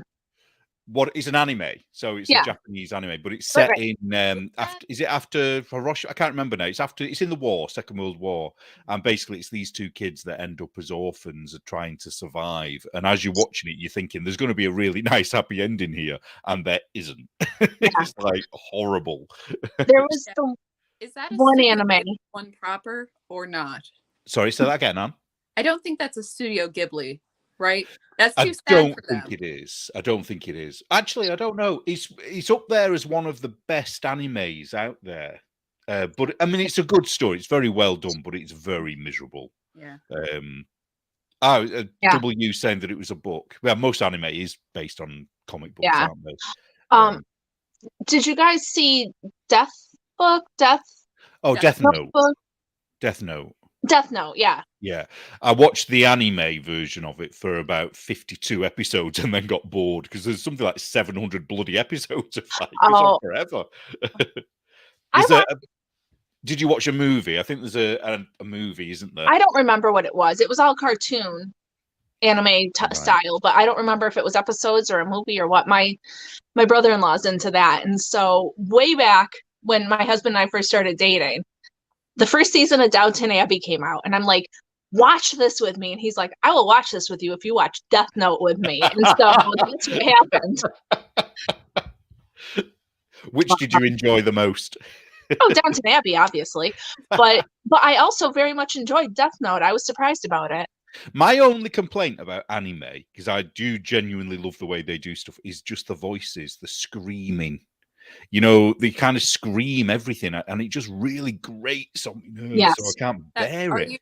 Are you listening to the Japanese or the English dub? I've done both, and both seem to it's not as they don't scream as much in the English version, but they still do it. I mean, Attack on Titan, I don't know if you've watched that. That's great. I love But Attack. again, they scream all the time, Have you watched that? Has your husband watched that one, DK? Attack on Titan. One? Attack on Titan. I think he'd like it if he he's hasn't. not as into anime as his brother is. So I know we watched Dragon Ball, but that's leftover from his brother living with us. So we were all into it. You live together with somebody, you all kind of got to get into the same things. Oh, Adam's just mentioned Upstairs, Downstairs, which was the prototype for Downton Abbey. Absolutely. I tried to watch it. It wasn't very good. It's very dated. In the 70s, we all watched Upstairs, Downstairs religiously because we thought it was great. My mom used to watch that. I haven't seen much of it. Yeah, when you watch it now, it's so obviously 1970s, so badly done. Same as Downton Abbey. None of that is real. You know that, don't you? You do know what? Yeah, you what? mean this lovely dressed soap opera isn't accurate? Yeah, you do know that all of the servants would not have even been able to look the lords and ladies in the eye, let alone talk to them and be best bloody friends with them and marry them. Well, obviously, but I enjoyed it very much, and I don't care that that's not real. Thank you, sir. Is it a documentary? Yeah. I'd be upset if it was a documentary. If it was the typical Tudor and they were all black, then yes, that would be incorrect. I would say it was a bad documentary. But if it was fantasy, have at it. I started watching this Viking thing the other day, and I can't remember what it's called now, but I thought, this one will be finally a good one, because a lot of the Viking TV series are shit. But about 10 minutes in, the next thing is it's like all these strong women with their swords. And it's like, no, the Viking women weren't, they were at home mostly. Yeah, they were pretty fierce at home, defending their own homes, but they didn't get on the boats and go raping and pillaging people around the world. It's like... It's difficult as a woman. It just really annoys me when they don't do things accurately, Mm-hmm. But Santa's real. Obviously. But the Santa Claus on our show is destroying all of these other myths. That's what they're saying. There can be only one. Oh, speaking of that, my beard is getting way too long at the moment, and I'm debating whether to get rid of it completely. I don't know about that. I know, it's like, what's underneath? I've not seen underneath this you for without quite a a long time. You're like, who's cold? this? You got no hair? You'd have no hair? Wouldn't you just be cold all the time? A big ball, a big potato. I'd be like a dramatic potato. Maybe it'll have to be a spring shearing. Wait until I don't know. Summer. I have got a chin. My chin's kind of here somewhere. But I don't know. You're not one of those guys that's just a neck when you take your beard off? Yeah, just a mouth going into a neck, yeah. No, I do actually have a chin. Well, that's nice. But I don't know whether there's 3 or 4 underneath it now. That's the problem, because I've not seen it. Oh, that's funny. So shall I do it? I don't know. If I do it, maybe I'll raise money or something. I don't know. You could weep it. Well, when I'm knitting, I usually end up with quite a few of them in my knitting, Oh. That happens with your beard hair. That happens with my head hair all the time. Well, yeah. That probably happens to everyone, doesn't it? My own brand wool. Like, there's so much DNA evidence in this. Yeah. Yeah. What could we call this brand of wool? What would it be? I don't know. We need Flo Tina, says you don't should we, braid or Lynn? Flo says you should just braid it. Well, yeah, it's not quite long enough for that yet, but maybe I should. And I do Jean sometimes said play they're with too this. long. Sorry, say that again? Jean said that they can never be too long. Oh, so should I keep growing it then? If you keep growing it, you have to braid it. Maybe put a bead on the bottom. Maybe you should start learning how to play the guitar if you don't know. I mean, no, I don't know, unfortunately. Make it into a thing if you're going to keep it. I'm a bit too big to be one of those, what do they call them, hippie types. They're usually quite skinny, aren't they? They're your wool. Right, that's it. I think we need to trademark that. Oh boy. I think if I did shave it off, I'd probably look about 22 because I think this definitely makes me look older than I am, but that's fine. I thought you wanted to look older than you are. Yeah, I do like that. Don't you want to look past for, say that uh, again? you get your walking stick and you got your beard and, people think you need help crossing the street, right? Yeah. Oh, it's amazing, actually. It is actually amazing how people will go out of their way if you've got, because I have to have a walking stick for those that don't know, because I've got really bad arthritis in my knees. And yeah, when you go to places like coffee places, like they see the stick and they will bring it to you. They'll say, "Oh, go and sit down," and then they'll bring it. And it's like, "Oh, okay." I'm quite capable of carrying a coffee and using my walking stick. But that's the service in here got really awesome. Yeah. And like people tend to think you're really sort of weak and pathetic and can't do anything. You can't even open a door for yourself. So obviously I'll just play on that, Yeah. So you can call your yarn woolly bulls and oogly cats. Flo says you should grow it like Dumbledore. Okay. And as long as you keep it trimmed, Ellie Mae says you're fine. So It's I getting think a bit weird here if you look. It's kind of because it's usually very, very hair-like, as in hair on your head. I don't get that bushy stuff, but it's starting to get bushy now. A wizard staff. Yes, I understand that. I figured you would.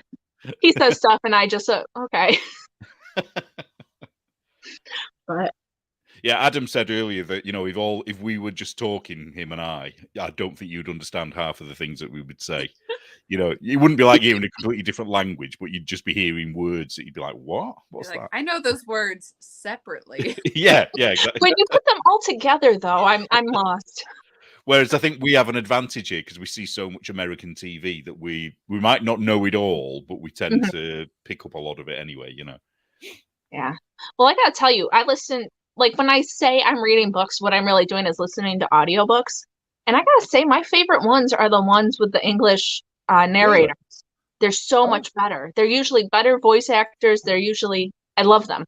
Unless you get a really, really good American. But yeah, no, those are my go-tos. Is that just because it's different, though? Because I get a lot of people saying they love hearing my voice and I should read books. It could be English that people wouldn't say that. It could be partially that I like the accent, but okay, not that I won't listen to American ones because I listen to a lot of them, but You're racist. No, but I do. I prefer the ones with an English narrator generally. Well, it's like, for example, I have the audiobooks of the James Bond books, and they're incredible, but each of them is a well-known British actor. And I mean, part of that is that, why are British actors the best? They go to the best acting schools. They really learn their stuff. But those are just absolutely phenomenal for reading. They're consistent in their voices. They're well paced out. They're, exciting to listen to, except when they talk about horse racing. I'm sorry, Teresa, if you're listening, but verbally hearing horse race numbers is very difficult for me. Card games, I'm there. Horse races, I'm like, I gotta go back up. See, now me, I would just skip forward. Be like, oh, they're horse racing. Okay, I'll just get to the end of this part. Ian Fleming is very good about. He will explain it to you, and then he will, because you know what's going on. It'll be very exciting because you'll know what's going on. So I'm like, no, I have to sit here, and I have to go back, and I have to listen, and I have to understand. It will make sense. I have to hold my hand up. I've never read a James Bond, Ian Fleming book, and I have watched them, but I can't stand them. I can't stand 007. The books are so much better because they are so clever. They're so good. Like, and watching, Robert Moore, worst James Bond. I know, just, it's so... Who? Robert Moore. Who? Did I get the name wrong? Maybe. Yeah, I don't think there was a Robert. Roger Moore. Roger Moore. Sorry about that. No, but like watching it is like painfully campy and like a self-parody and like, what is going on here? Where is James? Do you know the story of the first film James Bond? What he had to do? No. He was an Australian actor whose name I can't remember now, or New Zealand actor. Was it? Oh, somebody you'll know. Lazenby. Yeah, was it George Lazenby? I think his name was. They were worried that he was gay, and he literally had to have sex with someone in front of them before they would believe that the actor wasn't gay. This is, Wow. I mean, this is like the casting couch, like how far they go. But obviously, he loved every minute of it because he was a complete, male tart. He. But yeah, apparently that's true. That's horrifying. Oh, I think if we knew some of those casting couch stories, I think we would be horrified. Yeah, no, I don't want to know some stuff. Because I it's like fantasy. See, that's the problem with everybody being so worried about everything nowadays. I just want to be oblivious, and I want to read my Harry Potter books, and I want to whatever, and I just want to be oblivious. I don't want to have to worry about like if J.K. Rowling's a turf or if so whatever. in the Matrix, you would have taken the other pill. I haven't seen the Matrix in a long time. Oh, you haven't? Oh, right. Okay. Well, he gets offered, doesn't he, the red or the blue pill? If he takes the red pill, he will know everything that's real. If he takes the blue, Anne will tell me if I've got this right. If he takes the blue pill, he goes back to his, nice, lovely life where he doesn't know anything and just carries on. So, well, that's pretty accurate for nowadays, isn't it? So you want the blue pill? No. My point is that when I'm reading a book or watching a movie or whatever, I don't want to know all the stories. I want to be able to be immersed in whatever the experience is and enjoy it. And do you know what I mean? Yeah. Like, well, maybe I'm just greedy. I want politics. both. I want both. I want to be able to immerse in it and be in that world, and then I want to know all the gory, horrible details after. Right. But like this whole we have to hate. Okay, so before we started, I mentioned to Neil that I just finished a book by Dave Grohl, who is the lead singer of the Foo Fighters. He was the drummer of Nirvana. Famous dude. I loved his book. And for like an hour, he talked about meeting President Bush and meeting President Obama. And you could tell which way he leaned politically, but he didn't dwell on it. He didn't make me. And so I'm happy. I don't. Sometimes you don't have to know everything. Yeah, it's when they throw in, Trump is X for no reason. I mean, this was and you think, why? Well, actually, it wasn't written before Trump. It was written in 2017. So Trump was in office, and he made a comment about how things have been lately with all the stress and but it wasn't like, oh, Trump is Satan. It was just the same thing you might find in books now that are British is you might get the whole, stupid people voting for Brexit thing coming up, in some way or another. It's our equivalent of Trump, isn't it? Yeah, because those kind of people just can't help but put those things in. But what does he talk anything about? What's she called? She was the lead singer of Hole, and she was married. No, to... he didn't talk about Courtney Love. Right. He did talk about. Don't like each other, do they? I don't think. I don't know because he didn't mention it, but I mean, he talked about Kurt and how hard it was when he died and things like that. But no, he never once. And I kind of kept waiting for it. I was like, is he going to talk about like Courtney Love and But nope, never came up ever. Do you think? Did she kill him? Do you think? Sorry, I'm derailing. I totally do think yes, but. I don't know. Book. Remind me later. Also, okay. So speaking of Brexit and everything, so I heard the Reform Party really put their foot in it. I haven't. Oh, you'll have to tell me. I don't know. What have they done, or what have you heard? I don't know. I don't know. I have to say, to be honest, this last couple of weeks, I haven't watched any British. Well, I haven't watched any news at all. Ooh. I'm completely in the dark as to what's going on in the world. Yeah, me too. Oblivious. Sometimes I like to do that. I did that during lockdown. I turned the TV off and I didn't watch any news at all. And the what completely disappeared from my life. I didn't know about it. So I was absolutely, in bliss, ignorant bliss.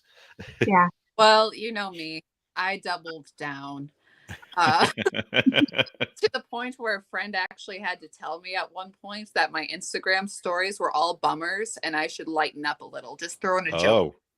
I did though. I lightened. I chilled. It was okay. So you just threw a joke in every few I know every posts. once in a while I'm like, oh wait, this is getting a little dark, people. Let's have some humor.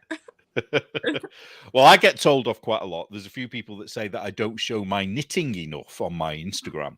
We were talking before. One of the weirdos that is stalking me made a big point of finding something that I must have posted about 10 years ago, where it was my first attempt at doing Fair Isle, which was pretty abysmal. And then they put underneath, maybe this is why Neil never shows his knitting. Where's that? Is that on the stalker account? Yeah, I think it's disappeared now, though. So I think they've disappeared. I don't know whether they're still there. If you guys want to see my first attempt at Fair Isle, it was actually my walkaway hat. And on the inside, the floats are wrong. I was just cutting yarn and picking it up. But you know what? Knots. The pattern worked. I figured it out. You know what? Can I just say, I know you were going to say something, Ann, but this whole thing where they have to get on you. So people got on me for using acrylic yarn. So I started using wool, and then they got on me for using the wrong kind of wool. And then now they're all like, oh, but it should be affordable. Make up your freaking mind. Okay. So I'm learning and I'm using acrylic. So you say that's wrong. I'm like, okay, cool. So I'll try it with wool. Hey, it is easier with wool. Glad I know. Oh, but what I've learned is it doesn't matter what you do. They're going to hate you regardless. Oh, I know. I'm just saying. And they'll change the goalposts at every opportunity. Yeah, it's just crazy. Yeah, so 2 points. Sorry. One, that I've only seen one person whose Fair Isle knitting was nearly flawless the first time, and she's also an Air Force engineer. So I think she's wired a little differently, though I am incredibly impressed. Well, yeah, it's amazing actually. Not you two, because you two, I'm always impressed with your Fair Isle. Well, you're Intasia, your Fair Isle, but there are some designers, and I think it might have even been Andrea Mowry. I looked at some of hers, but it might not have been her work. It might have been someone that had knitted, one of her test patterns or whatever. But it's that isn't. It's not as good as you would expect it to be, for somebody who's so. I mean, granted, it might not have been her that knit it. Holding hands up there. Right. So yeah, it's people shouldn't really criticize it, although I'm doing it. Right now. Oh, what's this? That account that's sort of on me at the moment. They're very focused on Neil's previous videos and posts. Yeah, they keep sharing random out of context things from when I used to do that thing with Gregory Patrick. So it was called Knit to Be Damned. I used to do 5 minutes out of most of the videos, and a lot of the things you have to know what the context was before. So one of them is me holding up a leg of a toy saying that women should use it as a tampon. Well, out of context, you don't know what the hell I'm on about. What a weirdo. But that was in response to some woke knitters that had made a pattern that week for tampons, knitted tampons. So that's why we talked about that. It's what is that supposed to do? Why are you sharing that? That's horrifying. I'm all for being green and not being too much, but there's a line. There's a line that you should not cross, people. I think it was around the same time as well about that artist that put the ball of wool in her what, and it was an art piece. So she sat in this room with the ball of wool up there knitting, so the wool was coming out of her what, and even when she was menstruating, she continued, and I think it was kind of came from that, the whole thing. How fucking disgusting is that? What is wrong with people? See, this is the problem I have with leftists. Who decided that that's art? Yeah. I'm going to shove something up there, and then I'm going to pull it out all dirty and gross and call it art. Well, speaking of art, sorry, I have. Oh, sorry, Anne, go on. Just to pause and throw in, Roger Scruton quote that traditional art is all about the greater beauty of things, and modern art is just plastering me over everything and making it ugly. Well, I said that I haven't watched any news, but I have heard about this. I think I saw it on some Twitter thing or something. But Jamie Lee Curtis, the actress, have you heard about her artwork that was on her wall? She shared a picture, and it's a really weird. It's a I don't know if it's a painting or a photograph of a child squeezed into this weird square bucket thing. It's photographed, and it looks like a kid in a naked kid in a Rubbermaid container folded in, and there's water in it. Yeah, it's like, why would you have that on your wall? Seriously disturbing. Yeah. And it's there's a weird, lot of isn't it? people that are coming out having those weird ass things on their walls, and that just And Ellen's the also, worst.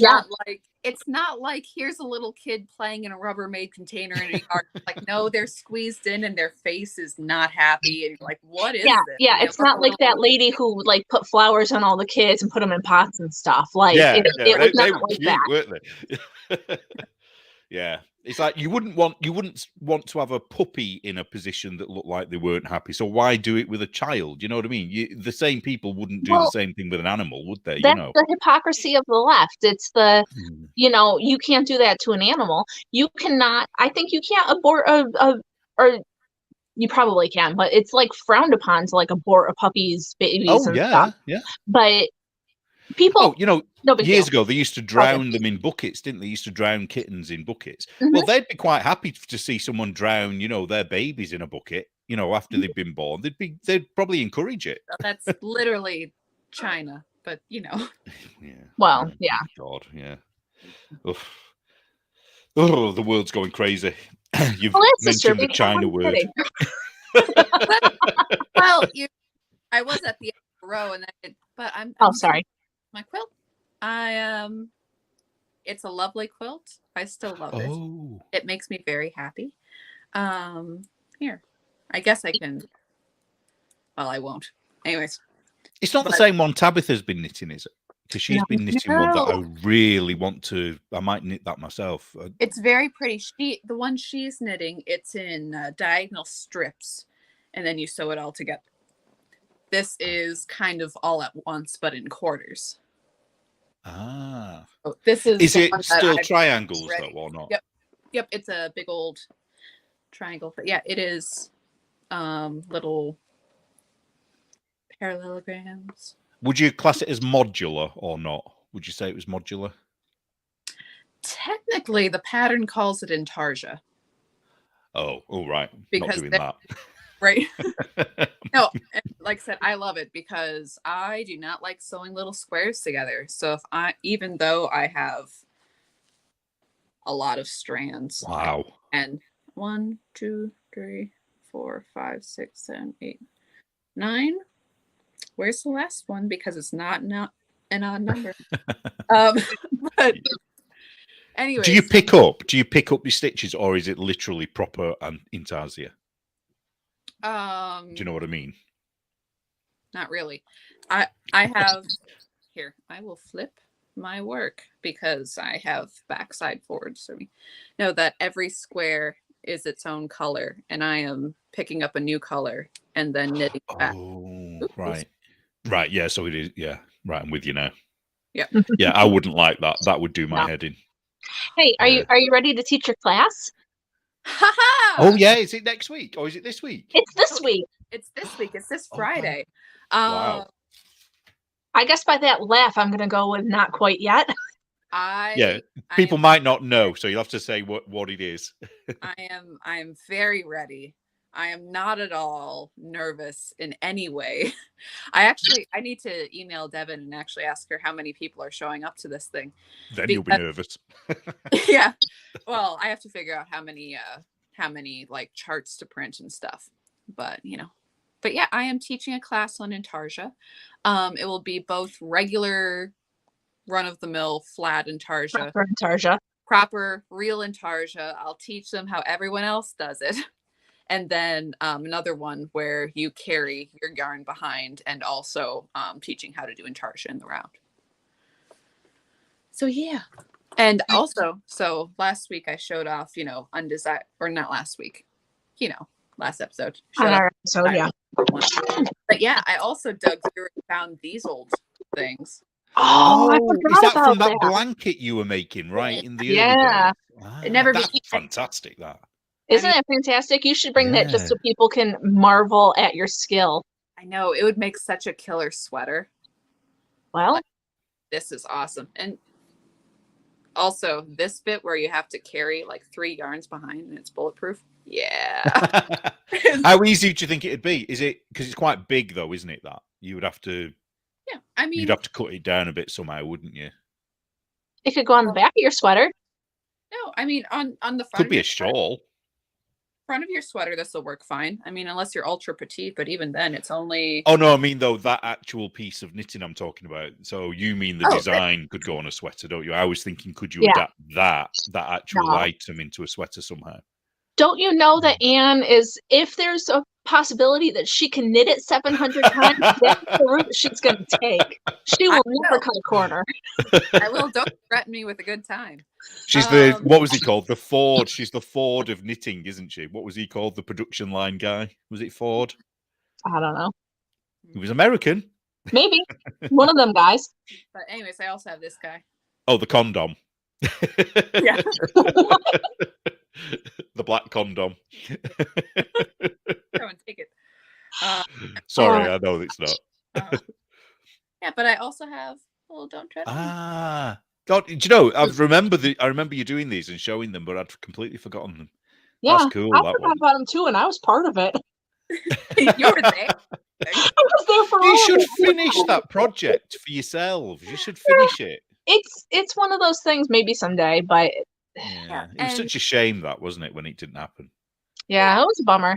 I mean, even now, like if we were like, all right, me and you, we're doing this. There's still a lot of work we'd have to put into it. It's a lot of work. And then you'd have to argue about what happened to it at the end, because what would you do with it then? You know, between two homes, you'd have to have it somewhere, wouldn't you?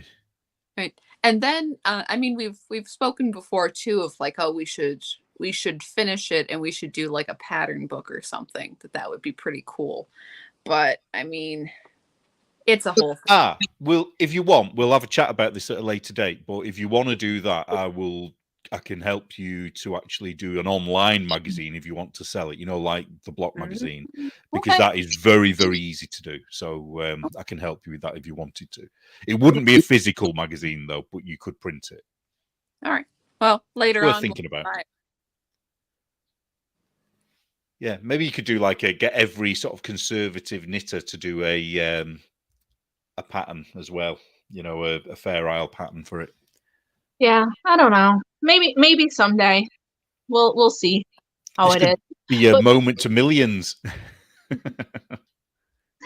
When are you leaving, Anne? I don't even know. Thursday. How are you getting there? Oh, wow. I'm flying. You are? Yeah. It starts check-in and everything is Thursday evening. So. Oh, okay. And then do you come back Sunday, or is it right through till Monday? I think it officially ends Sunday. I'm staying a couple more days.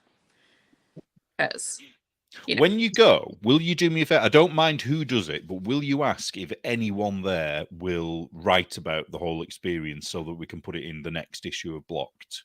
And maybe not take photographs of individual people, but you know, any knitting or whatever, you know, maybe pictures of you doing your class or whatever. That would be brilliant if you could. Okay. But I know it might, if there's too much going on, don't worry about it, because I know it'll be a busy weekend, won't it, with lots happening. Well, that is the thing, because I mean, like I was thinking, I mean, definitely I'll take pictures, but I was like maybe small video clips and everything. But that is a thing that, you know, maybe not everybody wants to be in a picture or something. So yeah. You'll know who will, because they'll suddenly appear when you get your camera out, won't they? They'll just turn up. But yeah, it'll be fun. I mean, yeah, somebody's asking, where are you going? So we haven't said where you're going yet. Devin from Knitty McPurley is putting on a retreat in Lake Junaluska, North Carolina, and it's going to be a good time. And I think we should do an online retreat while they're all there. Yeah, I don't know. I think it's going to be great. Yeah, I wish I could go. Yeah. Amy's excited to meet you there, Anne. Yay! Yay! So we've got to go, but is there 2 people going in the comments? I think 2 or 3. I think I saw a couple. I think Flo said she was going to be there. I don't know if anybody else did. Okay. Well, this is exciting. Selfish Knitter, I think maybe might be there because she's talking about the numbers. So Oh, here, let me. Flo is not taking your class. She's not. No, not everybody Oh, wants to be an Intarsha queen like you. You know, that is a-okay. Yeah. I would take your class if I was there. I would, yeah. I hate Intarsia, but I would take it just to try and get over Come on. it. That's what's so funny. But it's all good. But I'll be driving through that area about 3 weeks later, so I couldn't justify, like, there's no way that my husband would have agreed to a vacation if I was also going to North Carolina for the retreat. Like, it just, he would have been like, oh, you're already halfway there. Ruh, ruh, ruh. I could just hear the whole conversation. So, but Yeah, it'll be a good time. I think it will be a good time. I'm excited for all you guys going. Anna and I are going to have to figure out when we're going to record, or maybe we won't record. Maybe we'll just wing it. Maybe it'll just be Anne standing there by herself. Let's live stream your class. I don't know, something. That's true. We could do that. Like, we'll see, because it's on Friday. But Mhm. I suppose it depends how good your internet connection there is, isn't it? You won't There you know go. until you're Depends there. on the glasses. Maybe I'll bury it. This never happened. Isn't your dad going? I mean, can't you make him be your cameraman? Ask him to assist you? Maybe. She That said she person that wants to said they're get- not going to your class, maybe you should ask them if they will record you. We'll see. I don't, She's like, I don't know, man. I felt okay. It's not. Look, it's not as if I don't know how to do Intarsha. You've seen the nonsense. Much nonsense. I know how to do it.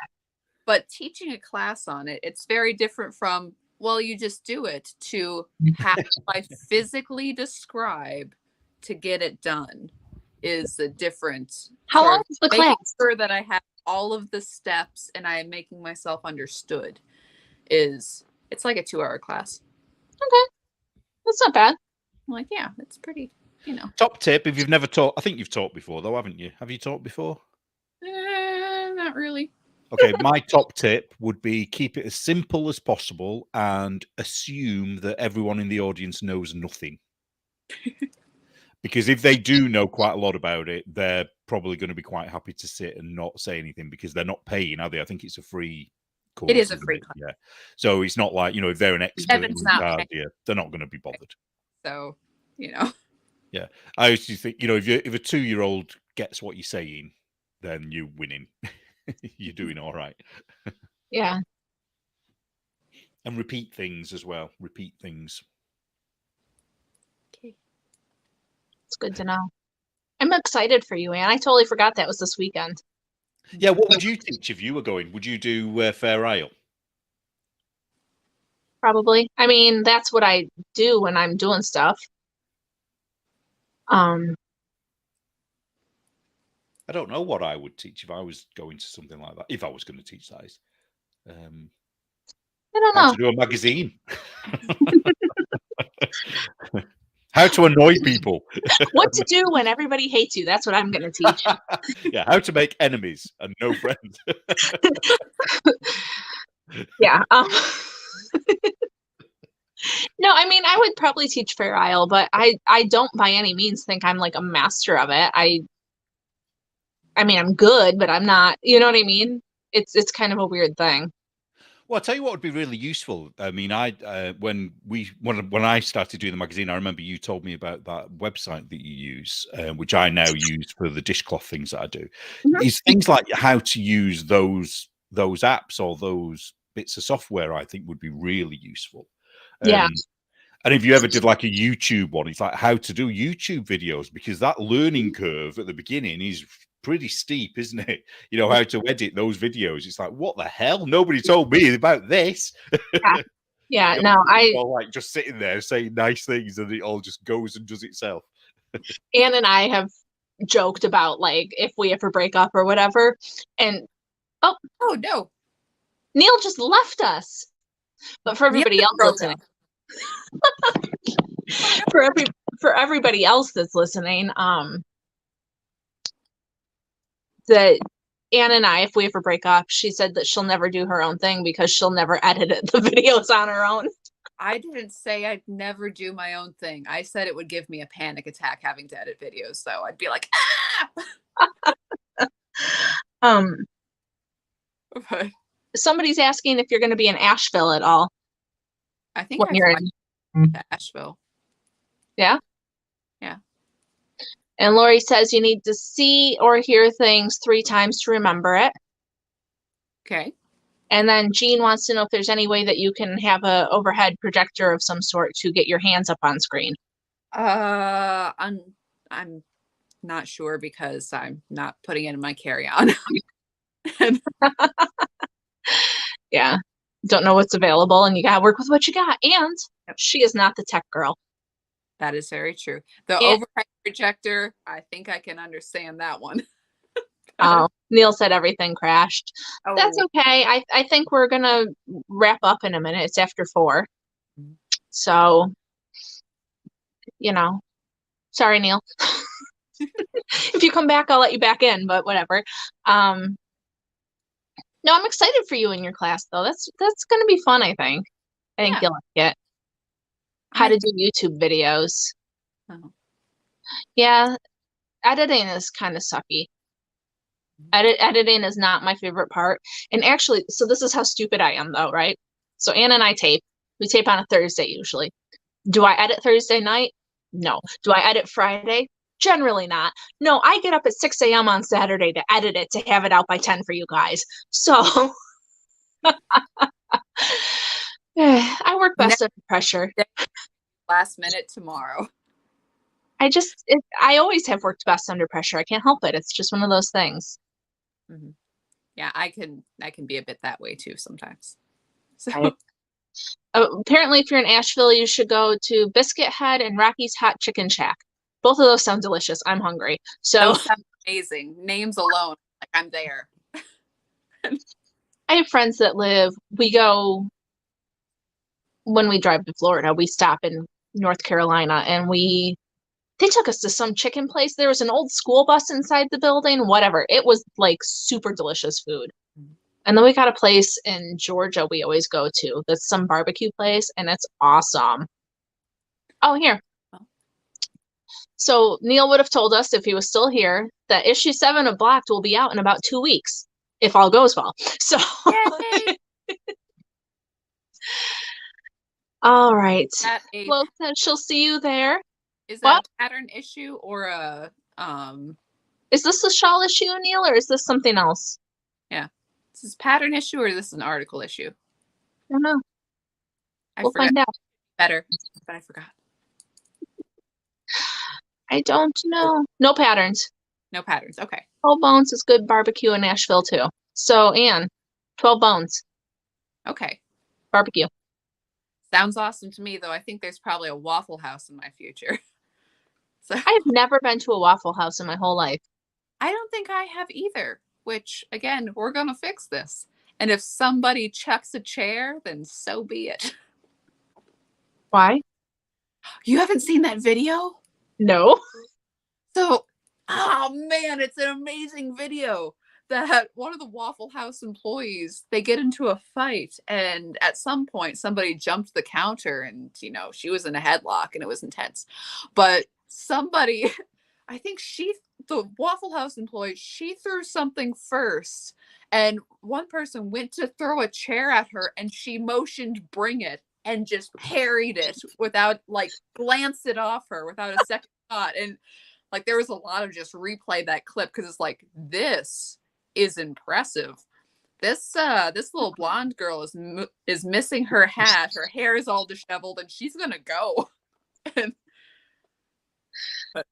That's interesting. I've never been to a Waffle House, but from what I understand, that's when you get worried when there's a storm coming, when Waffle House closes. Yes. So as long as they're open, you're good to go. I don't think any storms are coming. And I think the weather is supposed to be 40 degrees. So heat wave, it's going to be awesome. Yeah, Anne's excited because she lives in the tundra and it's frozen right now, right? So It is very frozen. I mean, it's sunny now, but most of that's a lie. I don't think it's actually melting at all. Mhm. So it's the debate of, do I bring a lighter coat or do I just laugh and wear a big one like I always have? I'd bring a lighter coat, but that's just me. Um, I don't know. I don't know how cold it is there. See, it's like in the 30s here. So I went walking yesterday in a canvas coat and a hoodie. So I'm not the one to ask. But all right. Well, I'm gonna go because we got invited to dinner at my mom's house today and I'm hungry. So Sorry. Just that's drink. all right. I'm taking my parka, but I'm from Texas. Yeah, you'll be able to see all the different people from all the different areas. The people that are wrapped up like it's where you live, you'll know that they're from somewhere warm. I know. Just be sitting here. Oh, it's balmy. But yeah, I have to sit down and actually look at that one sweater I'm making tonight because I can't bring my darling with me. It's too big. Yeah, no, don't bring that. Yeah. Yeah. Of all the luggage space, this isn't coming, but it makes me sad because I love it so. But it'll be waiting for you. It will. I Oh, hope it thinks of me as I think of it. I don't know about that, but the Oh, elevation makes it colder, so good okay. to know. Makes sense. Cool. All right. And thanks for coming after work. Was it busy? You were late. But Yeah, yeah, last cleanup and stuff. yeah, that's life. So, Yeah. oh well. Thanks everybody for coming. We will see you next time. Bye. See you guys then. Bye.